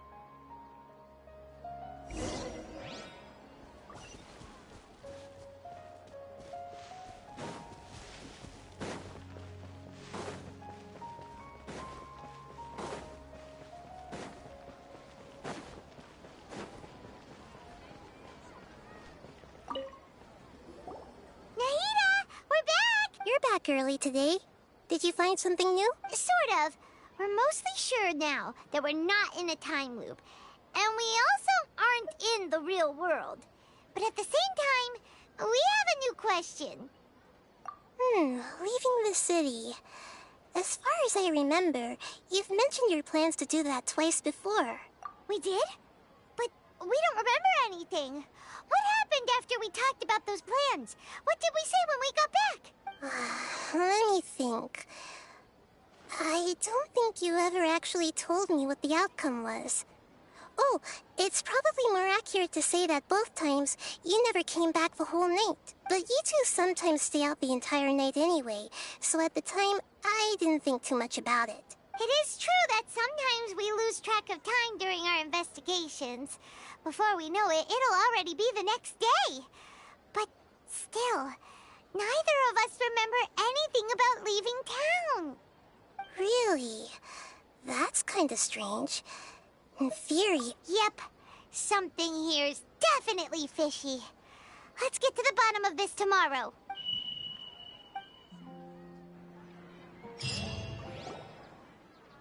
Our memories are back! About that... Well, where should Paimon begin? Traveler, aside from your memories that were just restored, I have another message for you. Listen to it and you'll understand. Can't go back. There are countless spaces here. Our Sub-Zeru's festival in Sumeru City is just one of them.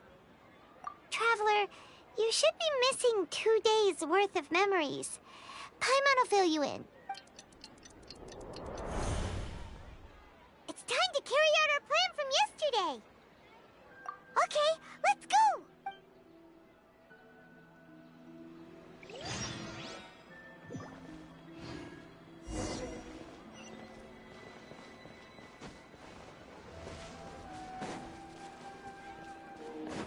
Oh, this is so weird. Why can't we leave the city? What is the Academia up to now? Don't ask me. It's not like I can tell you anything. This is a direct order from the Grand Sage. Just wait until tomorrow.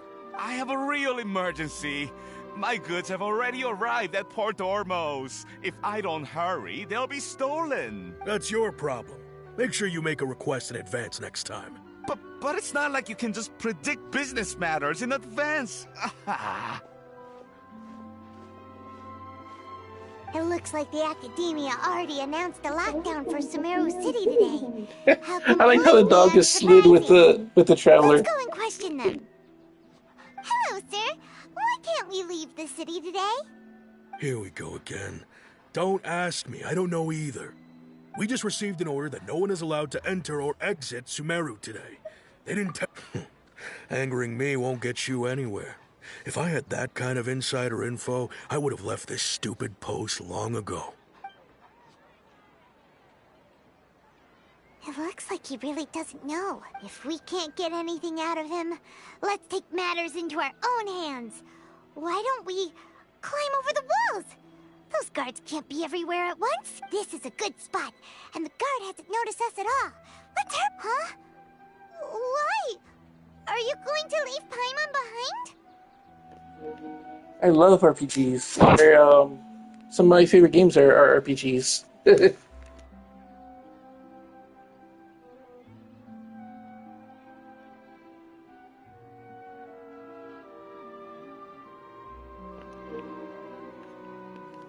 But yeah, like I was saying yesterday, Dragon Age, the Witcher series. I like the first Dragon Age, and I like the third one, Inquisition. I have not played Undertale, and honestly, I was just talking to a friend about that yesterday. But yeah, and he was telling me about Deltarune, and he said that the game was. He was having it was hard, but it was fun. I do want to check them out, though. I know a little bit about the lore about Sans, and but yeah, no, I haven't actually played it myself. One day, though.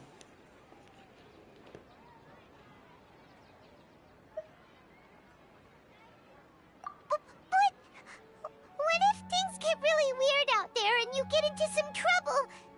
Then Paimon won't be able to help you. Oh, Paimon knows that Paimon can't do much, but we've always been together, haven't we?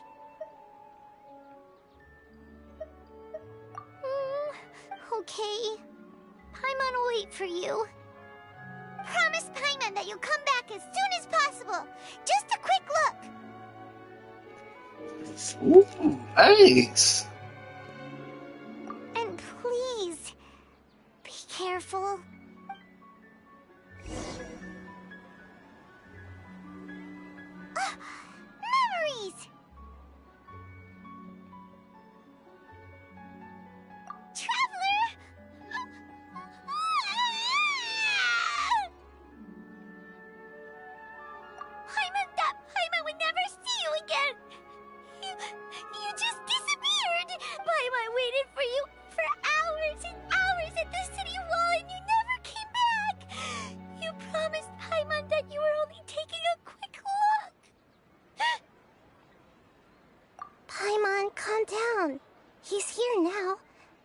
think he understood what you were saying.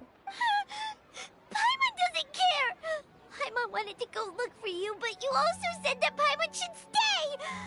Paimon was so worried and so scared the entire day!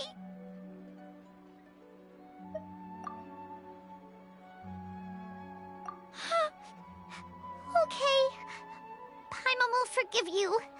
The most important thing is that you didn't actually disappear. Oh, Paimon was so scared that you had gone into another world. Okay, Paimon, can you tell us your perspective of what really happened yesterday? I see. Using two people's different perspectives. After that, you left the city. Paimon kept her eyes on you the whole time, but then you disappeared in an instant.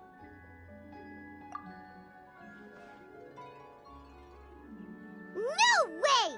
Paimon was watching you with the fullest attention. What's your perspective, Traveler? You sure you don't have any memory of this? I was gonna say he ghosted. I guess that explains everything. You also lost your memories the last 2 times you tried to leave the city. Those days' memories can't be awoken. So, if we leave the city, our memories will be completely erased? It really sounds like something big outside of the city is being hidden on purpose. But this way, we'll also never discover what's outside. Something like a message? But how can we send it back? Don't look at me like that. I'm not used to being stared at. Well... Okay. You want something that can pass on messages, right? Give me some time and take care of Dunyarzad for me. Yep! Now we're talking!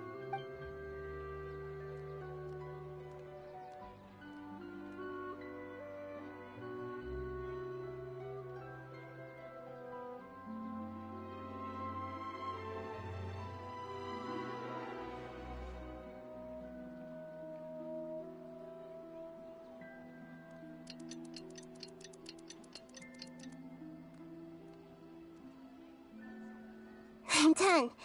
Here you go. What? Isn't this just an Akasha terminal? I made some little changes.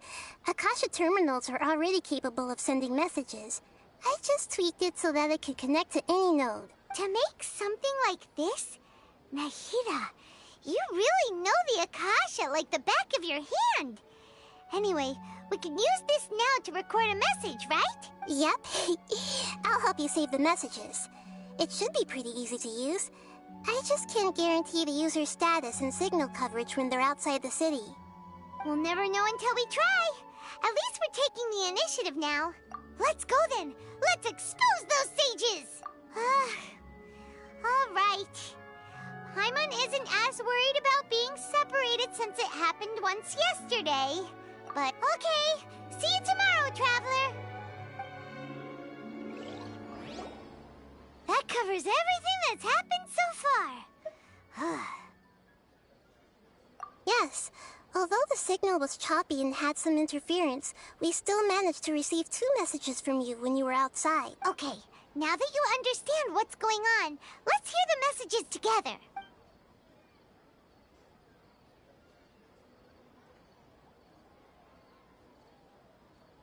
Can't go back.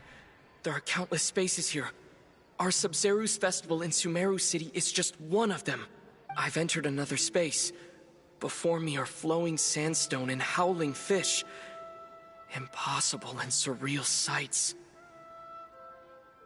All these spaces are empty except for the occasional ones that contain mute puppets rather than people.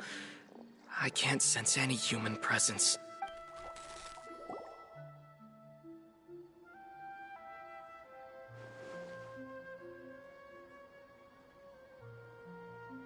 That's one heck of an info dump. It sounds like you left the Sumeru city space when you set foot outside of the walls. But everything looked completely normal when Paimon was looking out from the inside. That's unbelievable. And if if we take your word for it, the other spaces all had very weird contents. There's another part here. We only received it last night. These spaces have been disappearing one after the other, absorbed by something like a sun in the sky. And now, even the final space has also disappeared. Behind me, a lot of spaces just appeared again from thin air. I get it now. Those spaces are actually... Why did the message end right there? What did the Traveler want to say? What are those spaces? Probably because yesterday just happened to end at that moment. Oh, right. Paimon did hear a beep from the Akasha. Did it come from here or from the message? The message. It should have come from the Traveler's Akasha terminal. After the beep, Traveler said even the final spaces also disappeared. Traveler, what do you think that final space could have been? All the bizarre spaces I saw outside the city had one thing in common. A lack of human presence. Was that space actually the real world? But wouldn't a real space just randomly disappearing like that be catastrophic? My impression is that each day in this samsara only ends at the sound of that beep from the Akasha.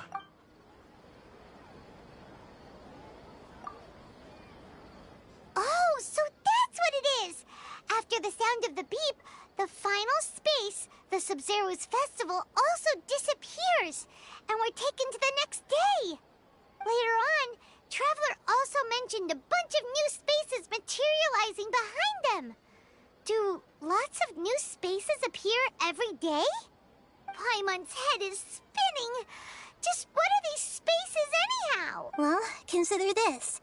For all the horrors of the Archon War, at its heart, it was just a game where a bunch of gods fought over 7 seats.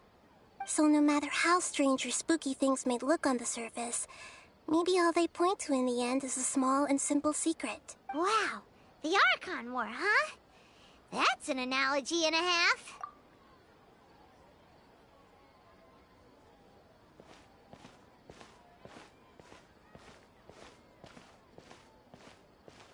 Hey, where are you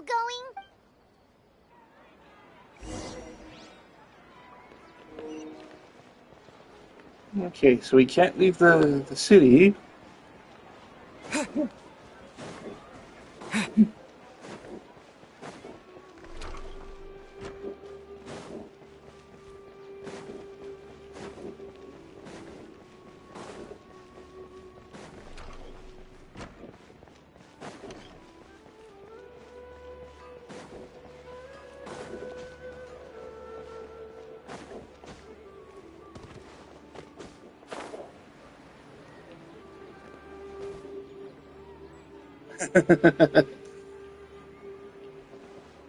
Oh, Goldfish is good.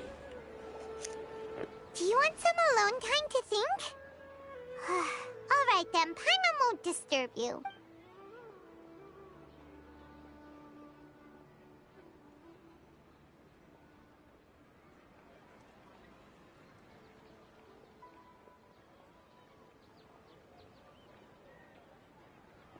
The dance of Sub-Zeros is about to begin.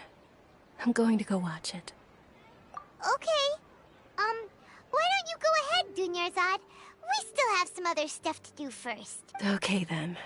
See you later. Have you figured it out yet, Traveler? Time is ticking away. Awesome! What is it? Paimon wants to know. Oh, wait, no. Let's meet up with Nahida first. You can tell us both together. This time, we're gonna get to the truth.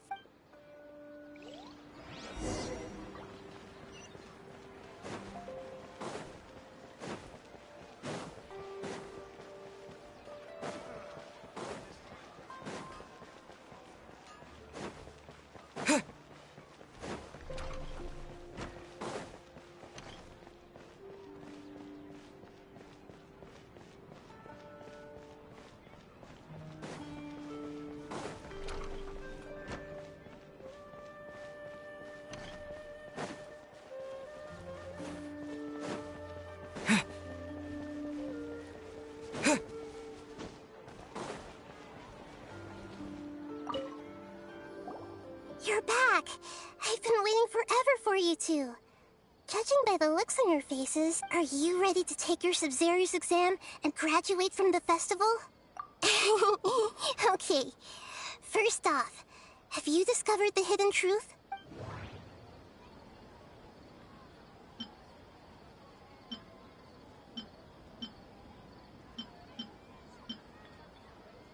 We've already experienced the Sub-Zero's festival many times, and the day of the festival seems to be in a perpetual samsara.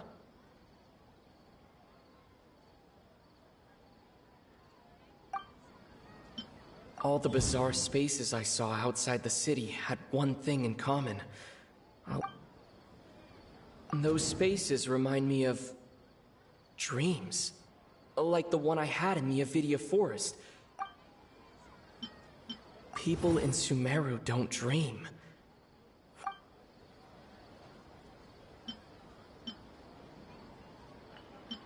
The moon illusion. Okay, Nahida said the Akasha relies on the power of a gnosis to operate, as it is the manifestation of the god of...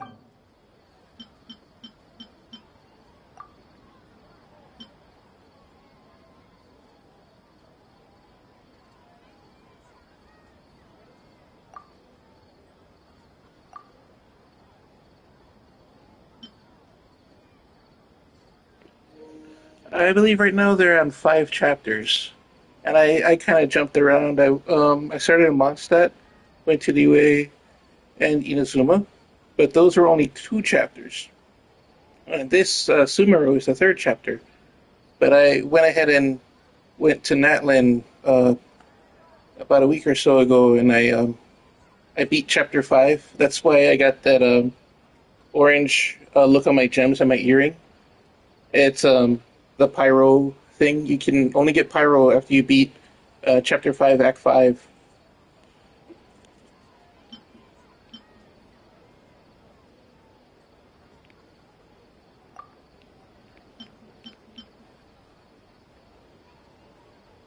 All the bizarre spaces I saw outside the city had one thing in common.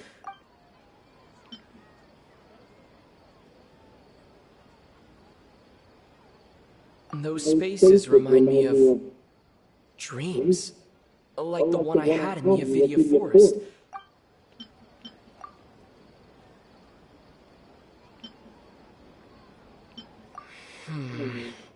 I can't seem to cope. We are all in a dream. It isn't that the people of Sumeru don't dream. Rather, the Akasha is taking their dreams from them. People There we in go. Sumeru think they don't dream. But the truth is, the Akasha steals their dreams without them knowing it. And those spaces with no human presence are stolen dreams without their host. That would explain why they sounded so weird when he was trying to describe them. Huh. So people in Sumeru do dream after all. In fact, we're all in one big dream together right now. Correct answer. Now, how did you conclude that the Akasha is capable of this?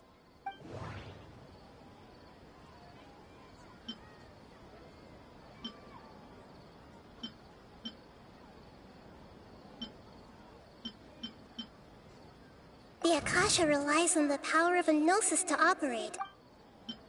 It compiles the wisdom of the entire populace, and it grants knowledge to the people.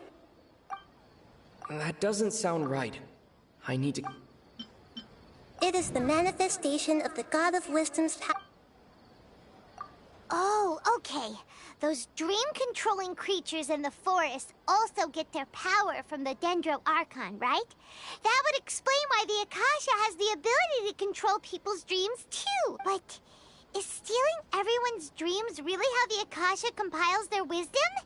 Isn't there anything more to it than that? Dreams are fantastical, complex, and full of imagination. People's brains are the most active when they're dreaming. In other words, Dreams are rich bundles of human wisdom. So, in other words, the complete opposite of how Hypatia understood it. Paimon remembers her saying that the sages think dreams are foolish delusions, and the fact that no one dreams is a blessing from Greater Lord Rukkhadevata. So it was all a dirty trick? The real story is that the sages from the Academia are using the Akasha to steal people's dreams for their own use, huh?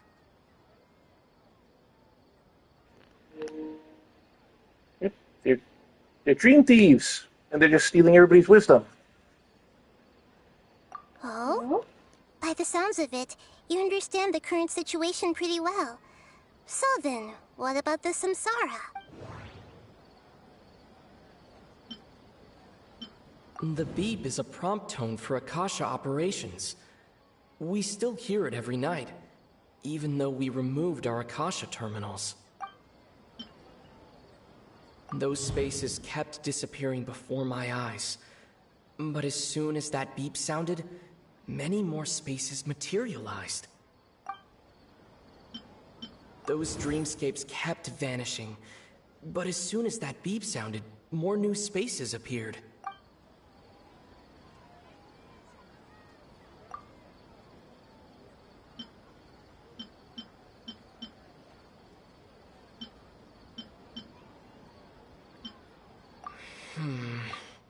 I can't seem to...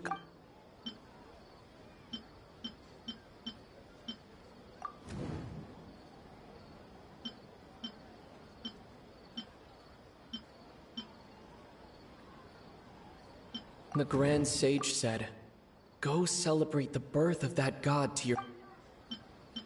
We've already experienced the Sub-Zeru's... My mind feels exhausted. That doesn't sound right.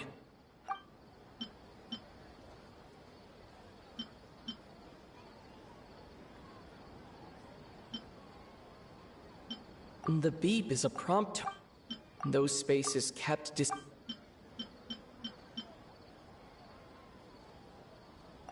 Correct.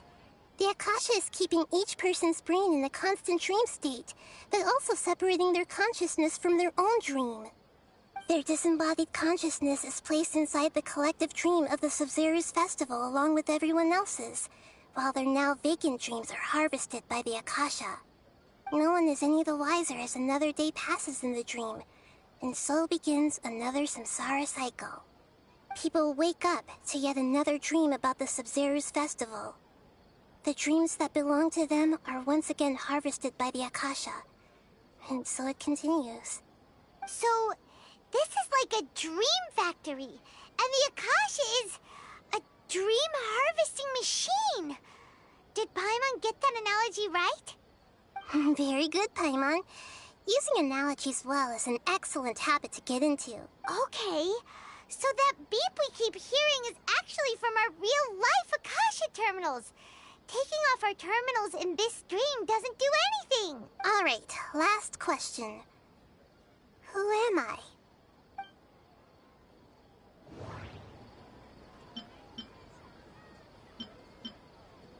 They say that alchemical divination is the Dendro Archon's divine revelation.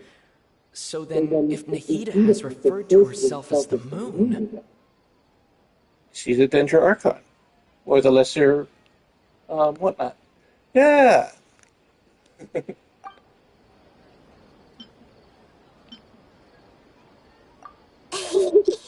So you noticed. I thought that one would be the hardest question. That's why I put it last.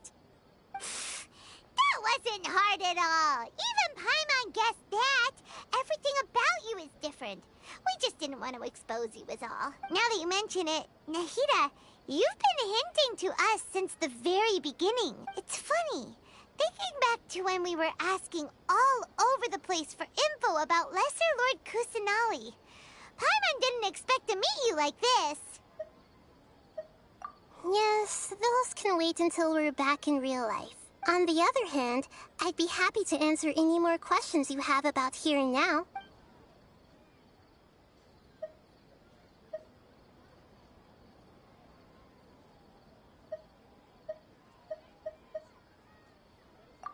Seriously, this dream we're in is completely based on reality. People have already experienced this Sub-Zero's festival, so it would be very difficult for them to find anything that strikes them as surreal. Secondly, you're probably wondering why people don't have any memories from earlier samsara, right? That's because people don't remember their dreams most of the time anyway. And in any case, their actual dreams are being taken away from them by the Akasha. So whenever they wake up in this dream of the Sub-Zero's festival, they don't remember anything from their previous identical dream. That reminds Paimon. Traveler had a dream when we were in the Avidia forest, but couldn't see what it was about after waking up. Is that an example of what you mean? Yes. Only after receiving the blessing of Dendro can a person gain the Dendro element's dream-enhancing power.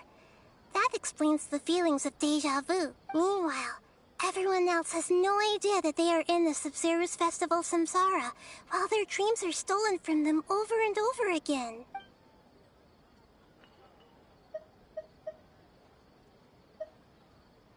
Deceiving the people of Sumeru with no regard for their safety. No matter what they're trying to do, this is unforgivable. After we end the Sub-Zero's festival samsara, we have to look into them. How can the sages of the Academia do this behind their Archon's back? This is ridiculous! In the end, I'm just the moon. The real sun is long gone. A sun and a moon? Nahida's talking in riddles again. Oh, we're out of time today. I'll tell you how to break free of the samsara tomorrow. See you then.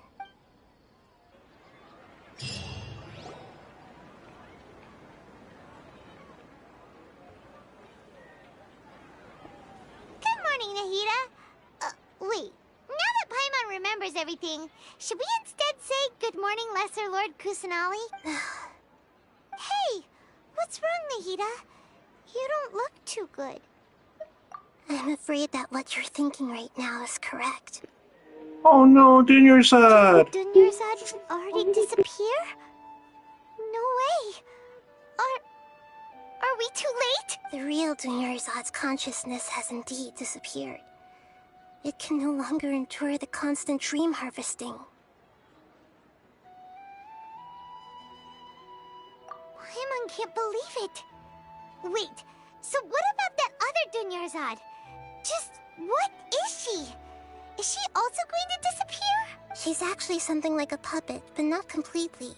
The real Dunyarzad's consciousness could no longer keep playing her role in this dream, so another Dunyarzad appeared to replace her in the dream. Just like the grass and the trees, that Dunyarzad is just a building block of the dream that helps to keep it going. But personality-wise, she's nothing like the real Dunyarzad. Puppets are stiff and can't copy a living person's vitality. After all, they're just there as filler. You know, speaking of which, the old Dunyarzad might not have been too different from a puppet. Dunyarzad truly believed that she met you within her consciousness, and it was you who inspired her. So you do remember her after all. Yes.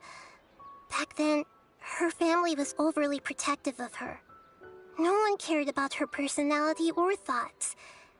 It was as if she only lived to stall her Elazar. I just gave her a little wisdom so she could look at life in a new way. So that she could be her own person. But even so, she's still far from it. I'm still a long way off from being a real Archon. I couldn't even save her. If I were a competent Archon, I wouldn't have let my most faithful follower die at the Sub-Zero's festival with so many regrets. Please don't beat yourself up over it, Nahida. It's the sage's fault, and theirs alone.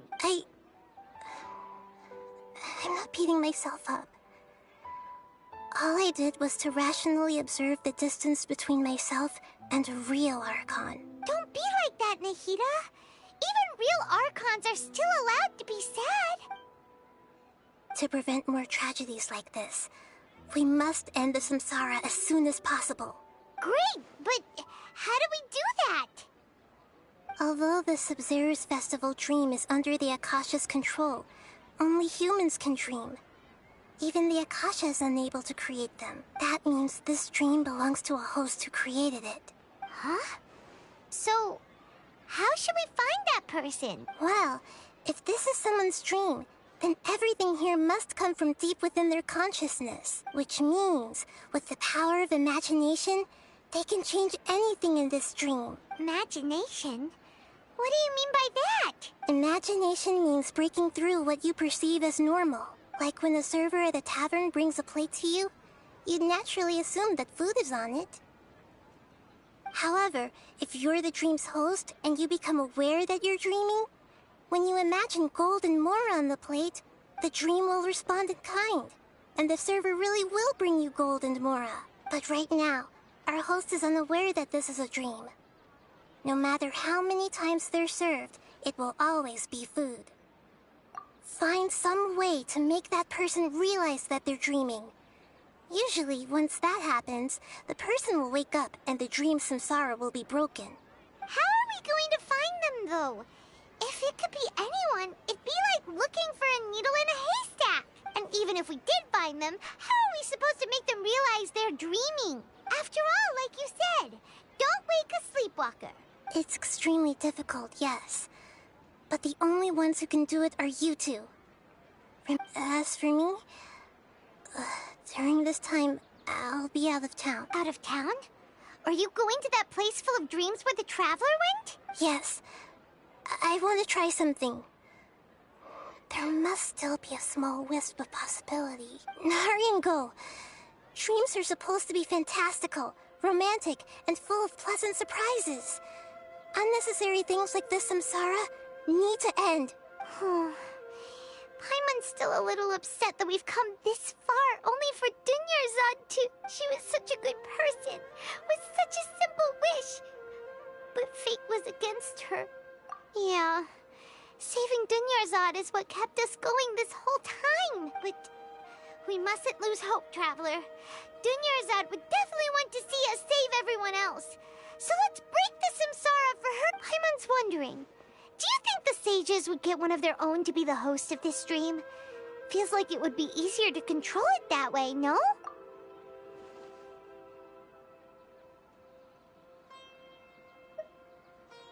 Huh.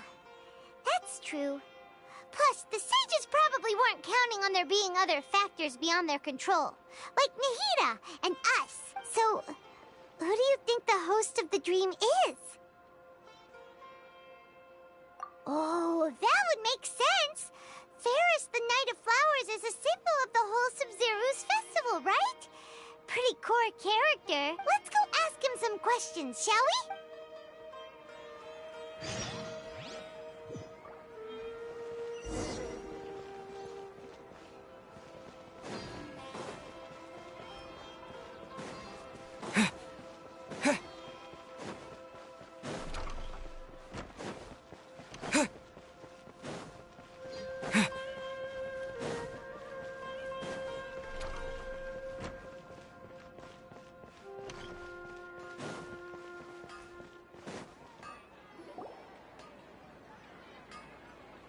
You're back. You left in a hurry last time. Is everything okay? Everything's fine. Just, it's a little hard to explain. Would you mind taking part in a little experiment with us? An experiment? That came out of nowhere. I'm listening, though. What do you need me to do? Could you make a wish? You want me to make a wish? Is that a new Sub-Zero's festival tradition or something? Less questions, more wishing! Okay. My wish. Okay. I'm a little nervous saying this out loud, but I want Miss Dunyarzad to be happy.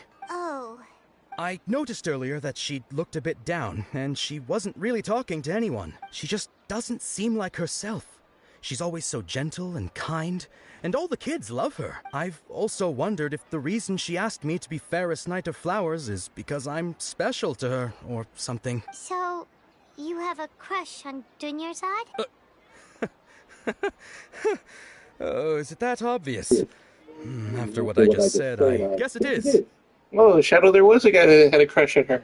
When she This guy, placed not the fortune-telling dude. onto my head, she said to me, I want everyone to have a happy Sub-Zero's festival. What she didn't realize was that I'm not that interested in how everyone else feels. In that moment, I just wanted to be her Knight of Flowers for the rest of my life. 50 years? 100 years? I'll serve her till the end of time. Okay, yeah, that was a bit much. Felt like the right moment to get it off my chest, but that was pretty embarrassing. Okay, I'm ready to make my wish. I would like Miss Dunyarzad to appear in front of me right now with a smile on her face. Here goes. Please come true. I'm gonna open my eyes. Oh, you're... What? Faki? Sorry, but only one portion of Yalda candies per person. Back home you go. Nice try, you two. Anyway, never mind. I don't need to see her appear right in front of me. As long as she's happy. Guess he isn't the host of this dream after all. Should have expected it wouldn't be this easy.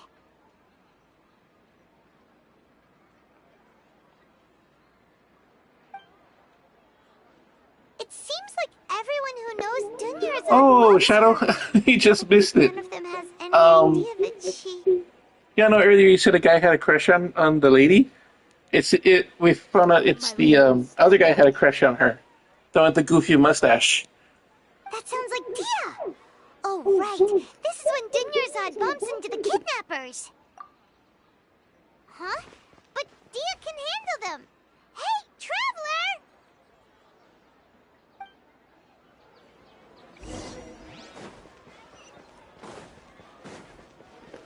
Ooh, do we finally get to fight those dudes? But yeah, Dunyarzad, unfortunately, we're stuck in a dream loop, and she hasn't made it. So that's like a dream copy of her. You. Great timing. Please take... Hey, this is my job. The homie Yanni's pay me, not you. Fine, all right. Knock yourself out. Why are you so worked up anyway? It's not like I don't trust your fighting skills. Anyway, watch yourself. So you got yourself some backup. Suit yourself. You're going down. That's close enough. Feeling lucky today. I'll protect us. By royal decree. Teamwork is dreamwork. Let's light it up. Wings of darkness.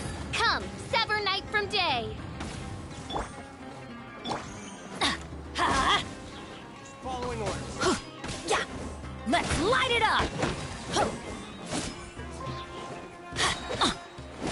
Everybody stand back.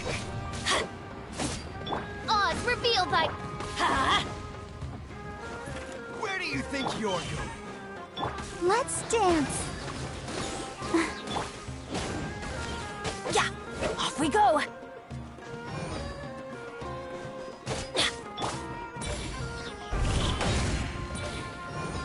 I'll be back.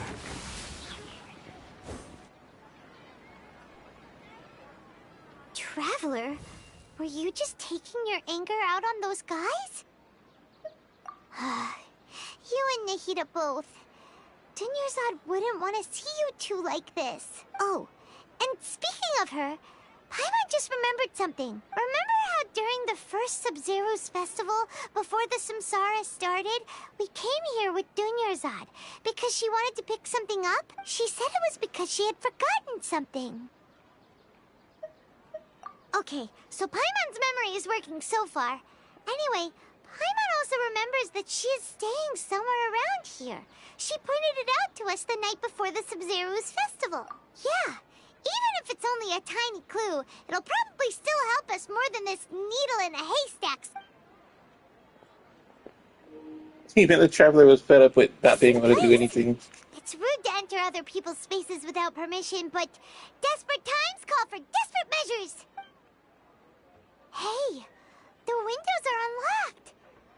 Okay, Paimon's gonna take a peek inside.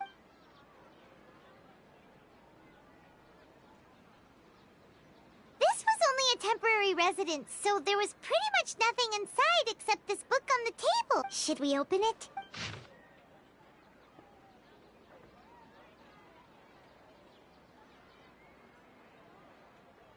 Wow. Dunyarzad wrote all of this. Sounds like she was always thinking of us even while we were away. Even though she was still so busy preparing for the Sub-Zero's festival and had all her health problems to worry about. She must have wanted to give this to us as a gift on the day of the Sub-Zero's festival, right? If we hadn't found this book, we never would have known. But now that we know, we can't even thank her. Hey! Where are you off to now?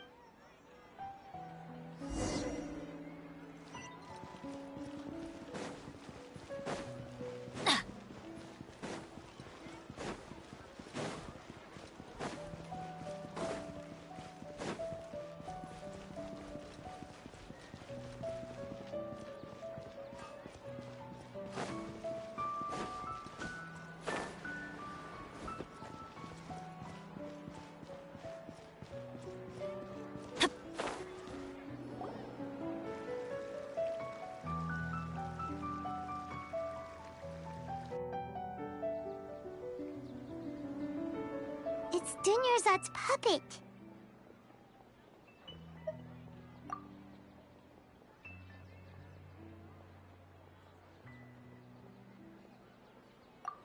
Traveler?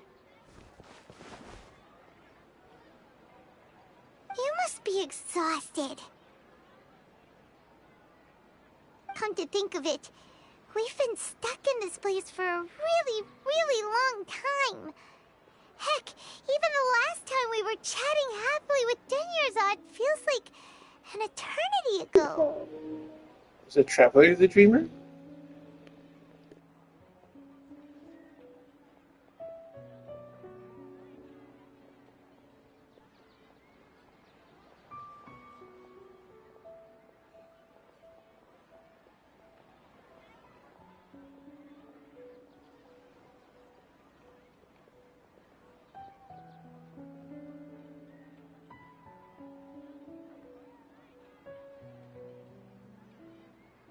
Paimon still remembers when we were sitting here, and the way her eyes sparkled when she talked about Nilu's dance of Sub-Zerus. There will always be frustrations in life, but I know that the point of living is not to leave behind any regrets.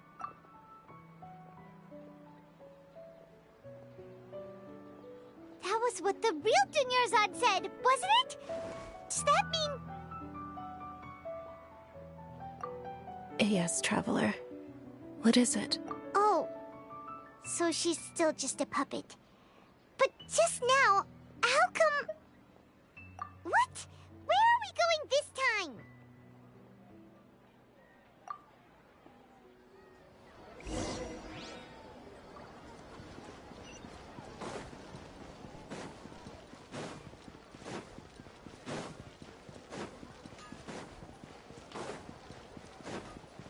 Off we go! Adventure time!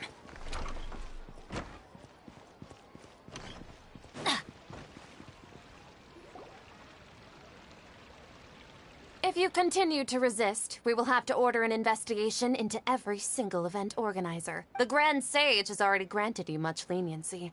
I advise that you exercise tact. How did things turn out like this?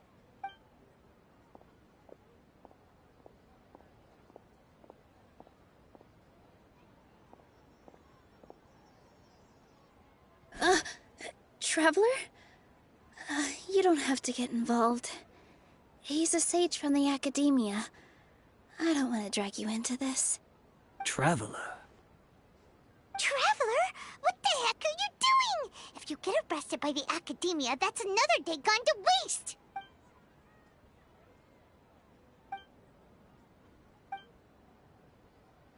Wait, they're not reacting. Have they been scared stiff? Oh, of course! If this is the Sage's plan, they wouldn't put themselves through this! So they're just substitutes! What is this? What happened to the Grand Sage and his entourage?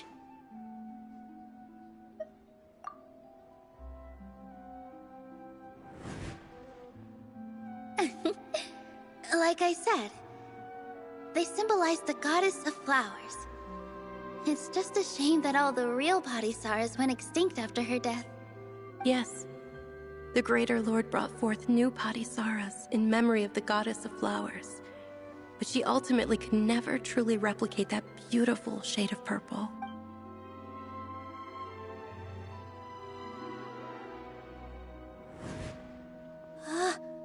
That beautiful shade of purple. Aren't these flowers real Padisaras?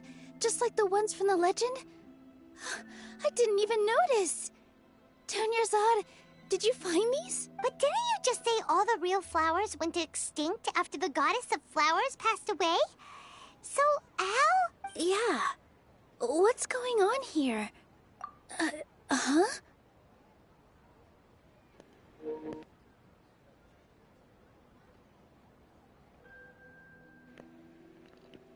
Nilu's the dreamer. You guys are acting weird. But okay, I'll try.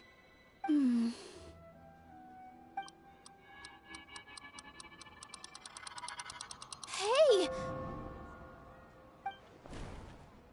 They disappeared! So Nilu's the host. What a surprise! Purple Padisaras don't exist in the real world anymore. But in Nilu's subconscious, they can appear as decorations on the stage. It's just like the example Nahida told us. People assumed there will be food on a plate, and Nilu assumed there would be real Padisaras in the flower pots. So when you saw the flowers, you instantly knew it was Nilu? But if we want to end the samsara, we need the host to become aware that they're dreaming. How should we make Nilu realize that? Am I dreaming? Huh? Let her dance. So I'm right. Is this Lesser Lord Kusanali responding to our celebration of the Sabzeruz festival? Wrong guess, but you aren't completely wrong either. The point is, what made you think this is a dream? As far as you know, people in Sumeru don't dream, right? Yeah, but have you heard the tale of the first sage? To prevent a calamity, he went on a journey to find the Dendro Archon. Ooh, sounds familiar. Dunyarzad told us a story like that when we first arrived in Sumeru City. So it was about the first sage, huh? Yep, but in the part you heard, he hadn't become the first sage yet. There's more to the story. His piety and wisdom were acknowledged by the Dendro Archon, and she finally gave her blessing to him. All kinds of spectacular scenes appeared in front of the first sage, as if all the knowledge in the world was being painted onto a canvas right before him. He was captivated. After who knows how long, he mastered all the knowledge he could comprehend. Afterward, he said to the Dendro Archon, "I miss my parents, my wife, and my children. I've been away from home for far too long. They must be worried." The Dendro Archon smiled. The next second, the sage found himself lying in his bed, as if he had just woken up from a dream. His wife, lying next to him, said, "You're off to search for the Dendro Archon today, aren't you? Have a safe journey, my love."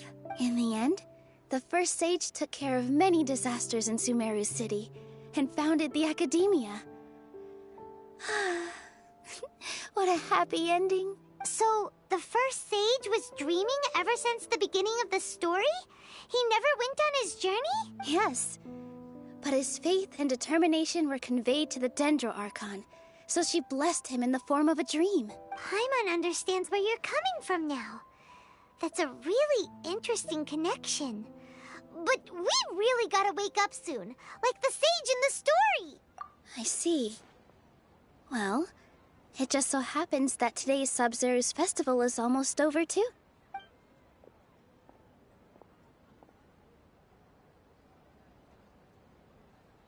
Since we're in a dream, let's make this final dance of Sabzeruz as beautiful as we can.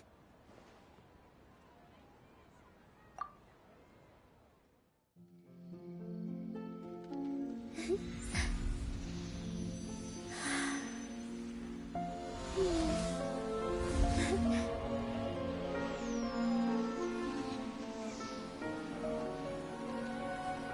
wait is over, everyone. I dedicate this to our god, the Dance of Sub-Zerus.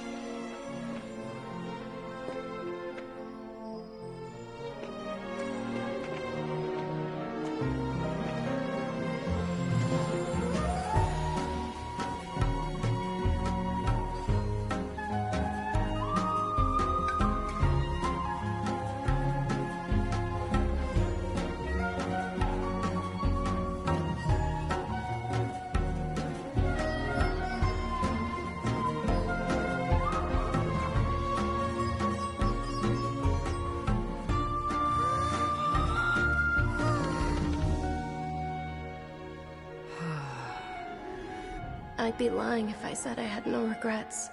I would have loved to see Nilou's dance.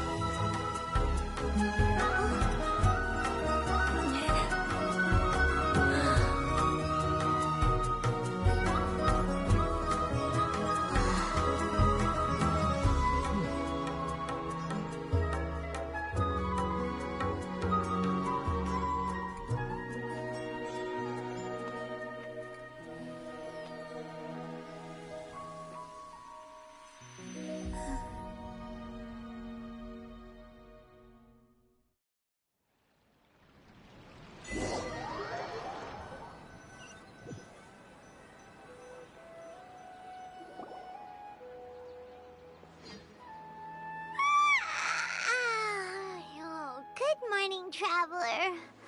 Oh, Paimon feels like she's been asleep for the longest time. Paimon's head feels super heavy. Did we oversleep? Do you even remember going to sleep last night? Paimon thinks it was after the Sub-Zerus festival. The Sub-Zerus festival! Have we finally escaped from the Sub-Zerus Samsara? Quick! Take off your Akasha terminal!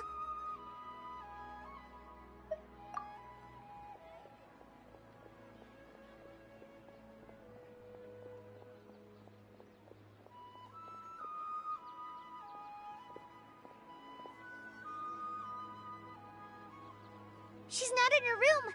What happened? Huh? What usual spot?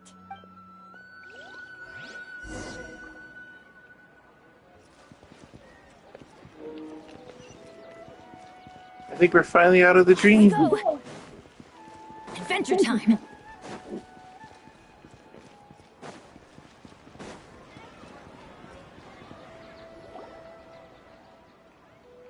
Well done, Traveler and Paimon. And thank you, Dunyarzad, for organizing the Sub-Zerus festival for me. I'm sorry, who are... Dunyarzad! You're okay! Traveler Paimon. I have something amazing to tell you. I just had a dream. And I saw Nilou performing the dance of Sub-Zerus.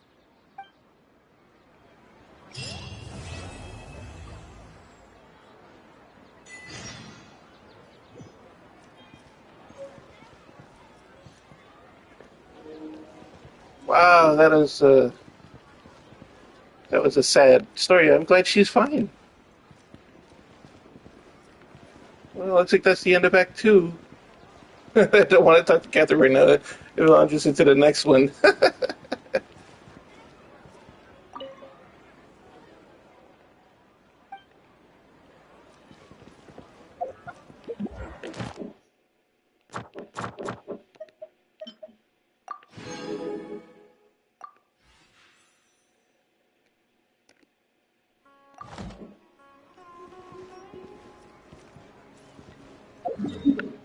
And I'm gonna save this act for next time. But let's see what we can do for a little while. That was pretty fun.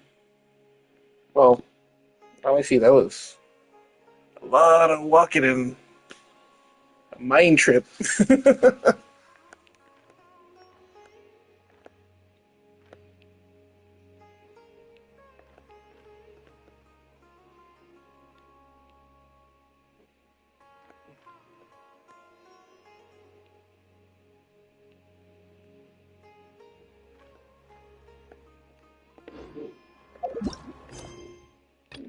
Do I have anything to do in a short amount of time? Because it is now. Wow, it's 9 o'clock. I didn't realize you're playing it for 2.5 hours already.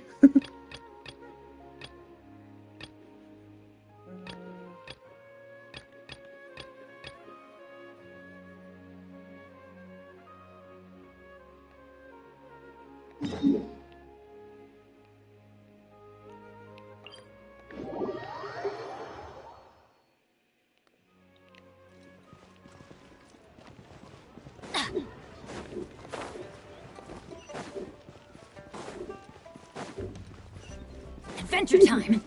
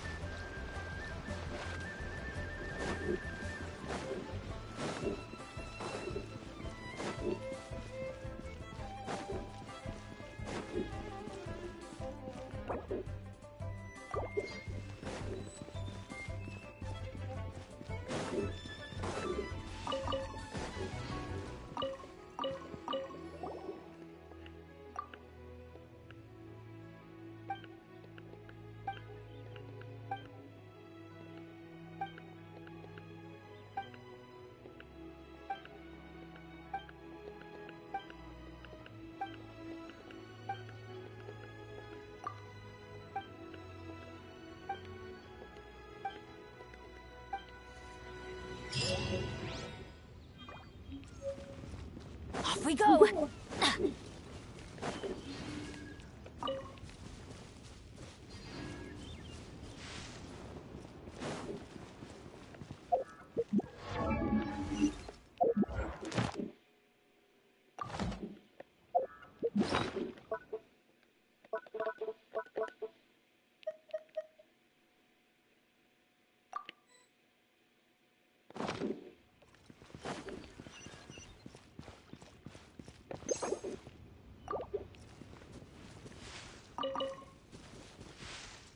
Yay, I can collect seeds now.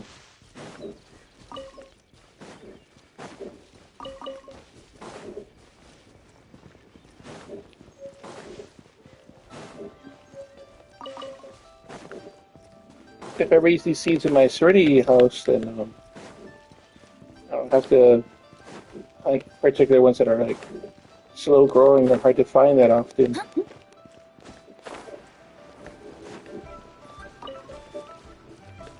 Adventure time!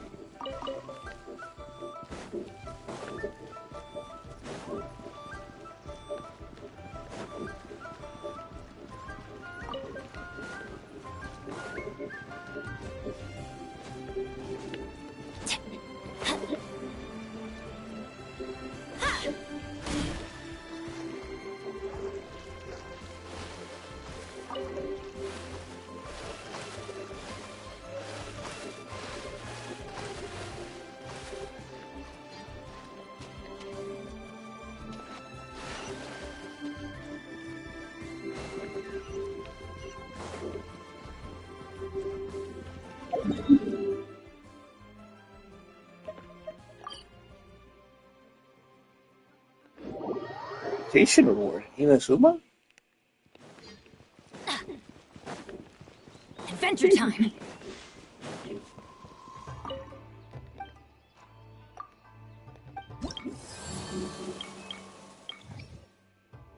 Oh, that was for them.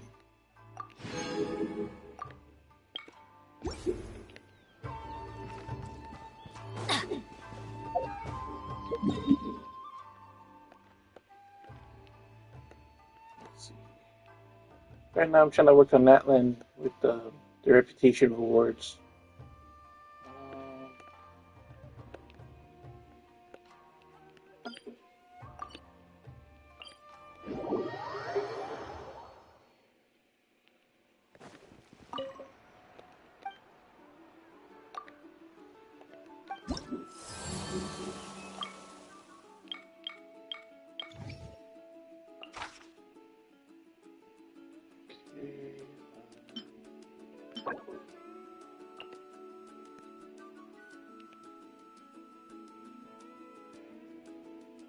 Highlands, Metropolis. Well, it doesn't tell me where to find it. That's okay. Maybe I haven't found any yet, that's why.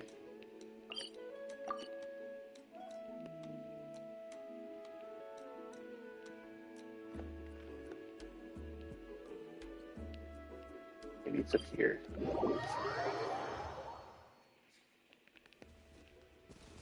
It says it's the high places.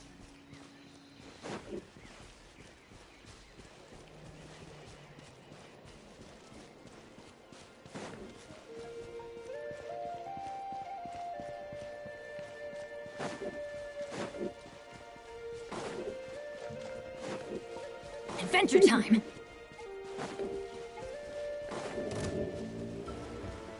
What? That thing is attacking me?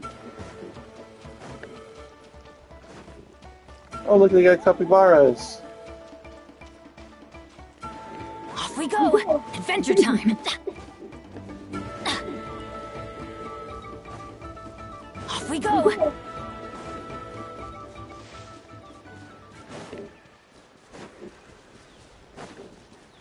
That's grapefruit, right?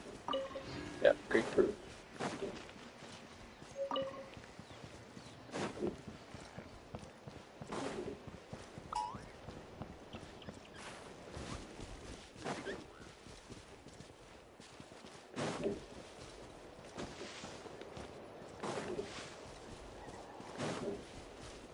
Adventure time!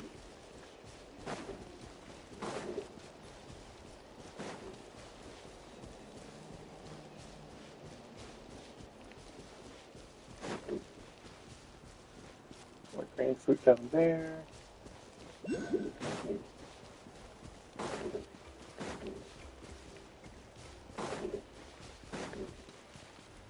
And it's just green fruit here. These are everywhere.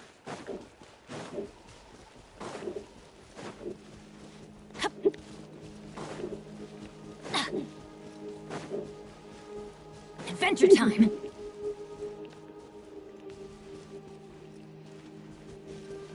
Off we go!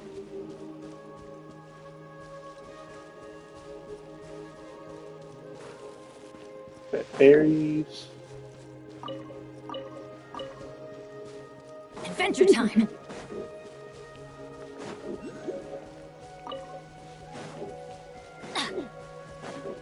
Off we go!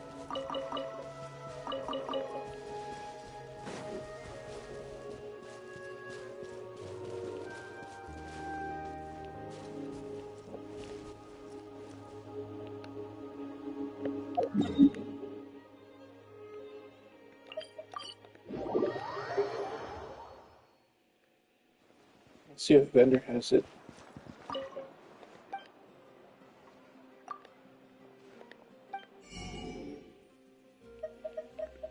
Yep, he does have it.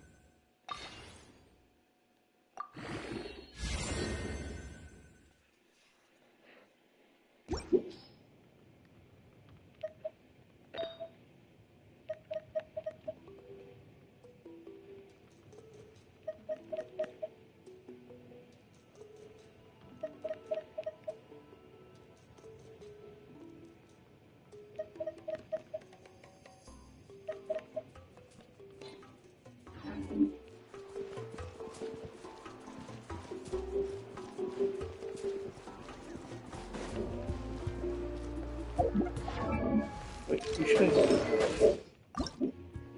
Oh, ow! Flowers. Where did that come from? Oh, what was that? So they got Whisper of the Heart.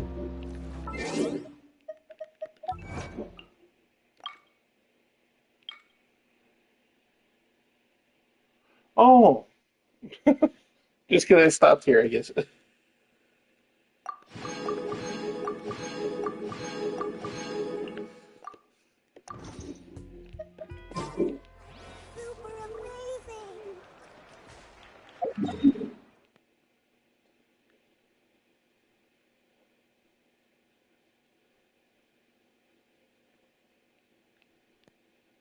Where's that pyro flower?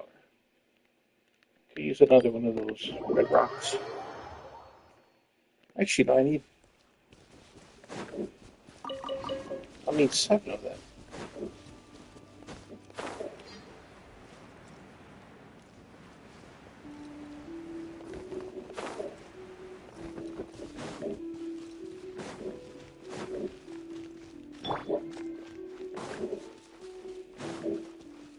Go, Barbara, go!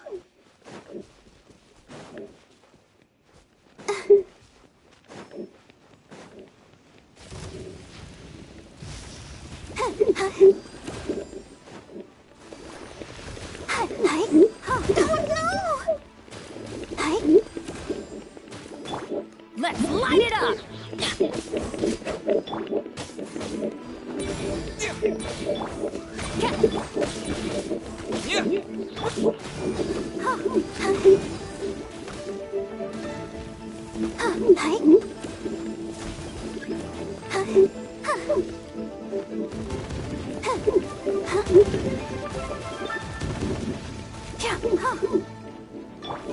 Shadow Raven, let night fall! I'm going in!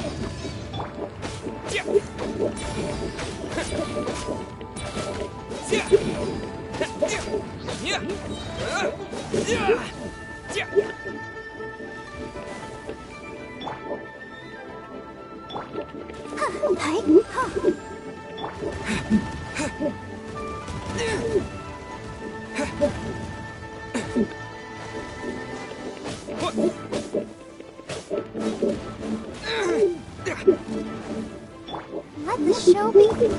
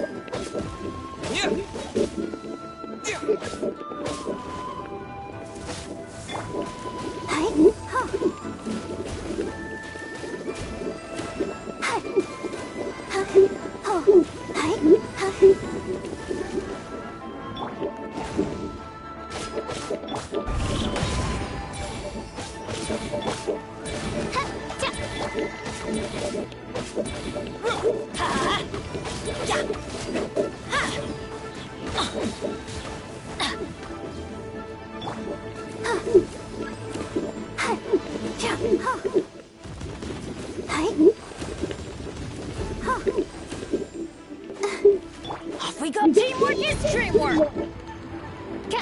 By royal decree.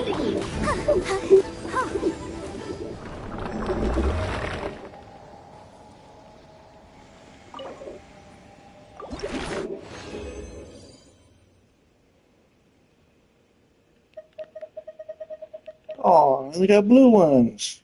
Ooh.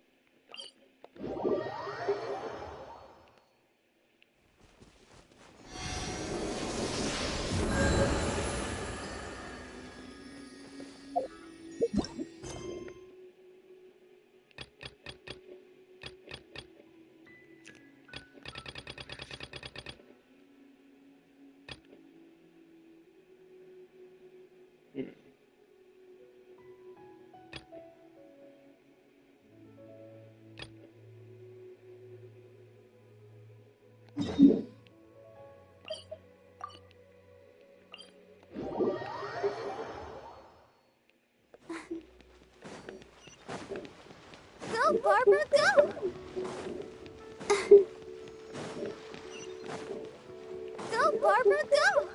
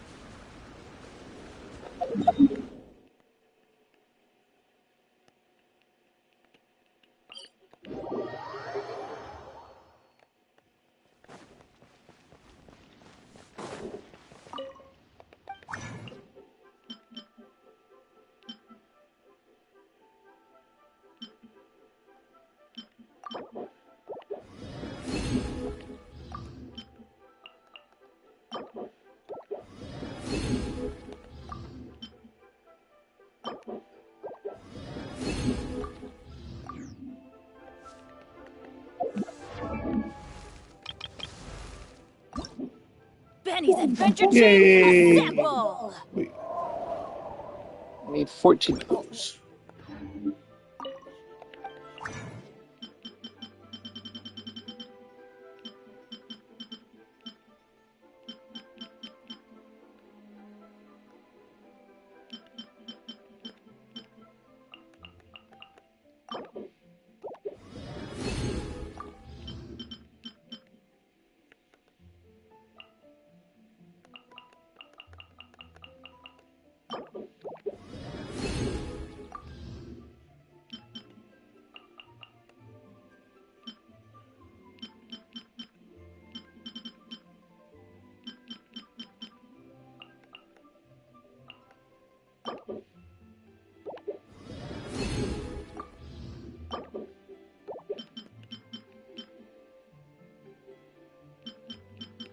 It's not right.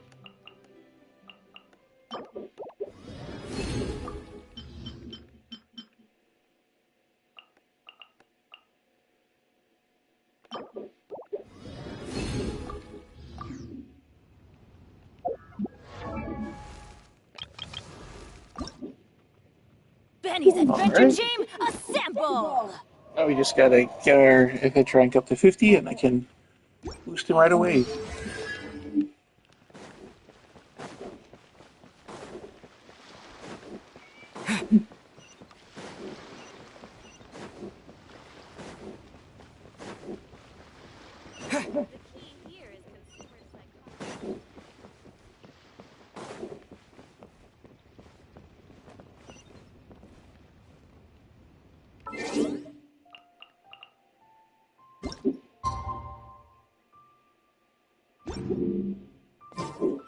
Request. Oh, till 6 o'clock.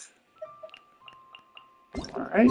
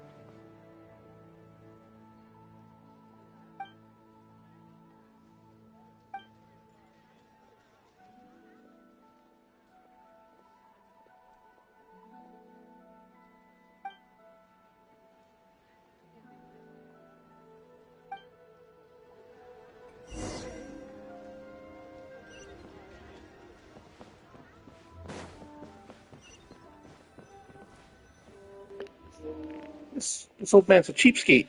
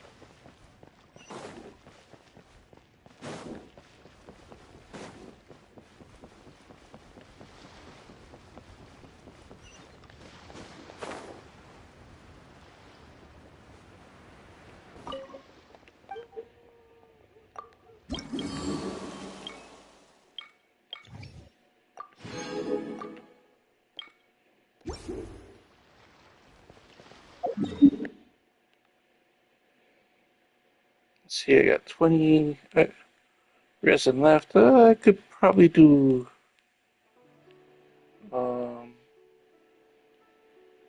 one of these guys, or even one of these. I don't know what this is anyway. Is it a tooth? Nope.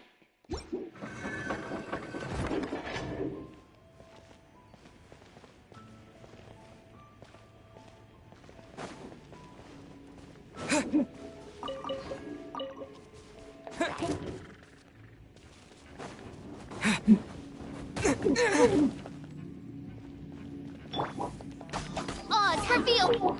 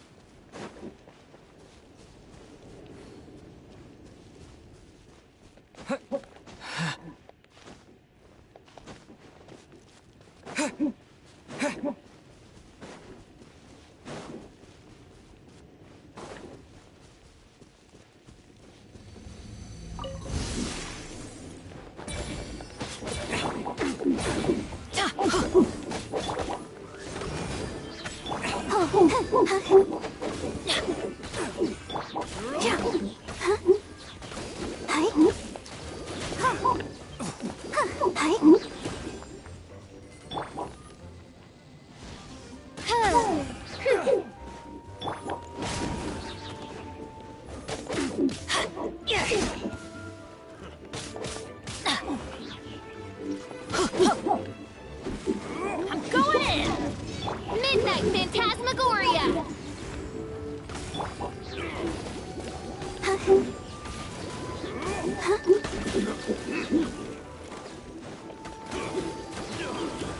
I wasn't done. Off with you! The hunter becomes the Go, Barbara, go! By royal decree!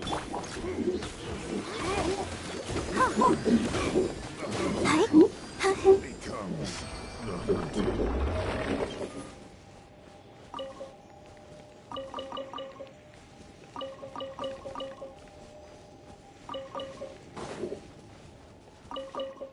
Go, Barbara, go!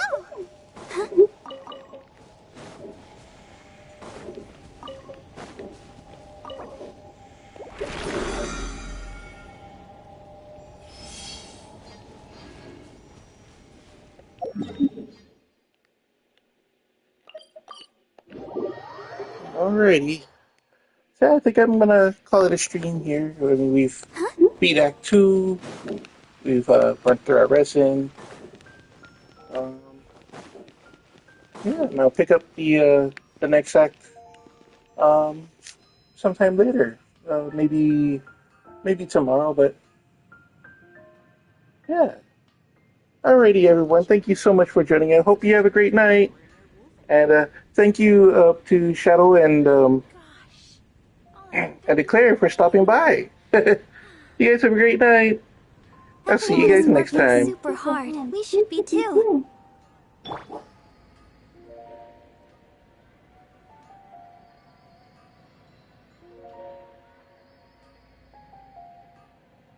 you heard? There's a strange wanderer near Wolf.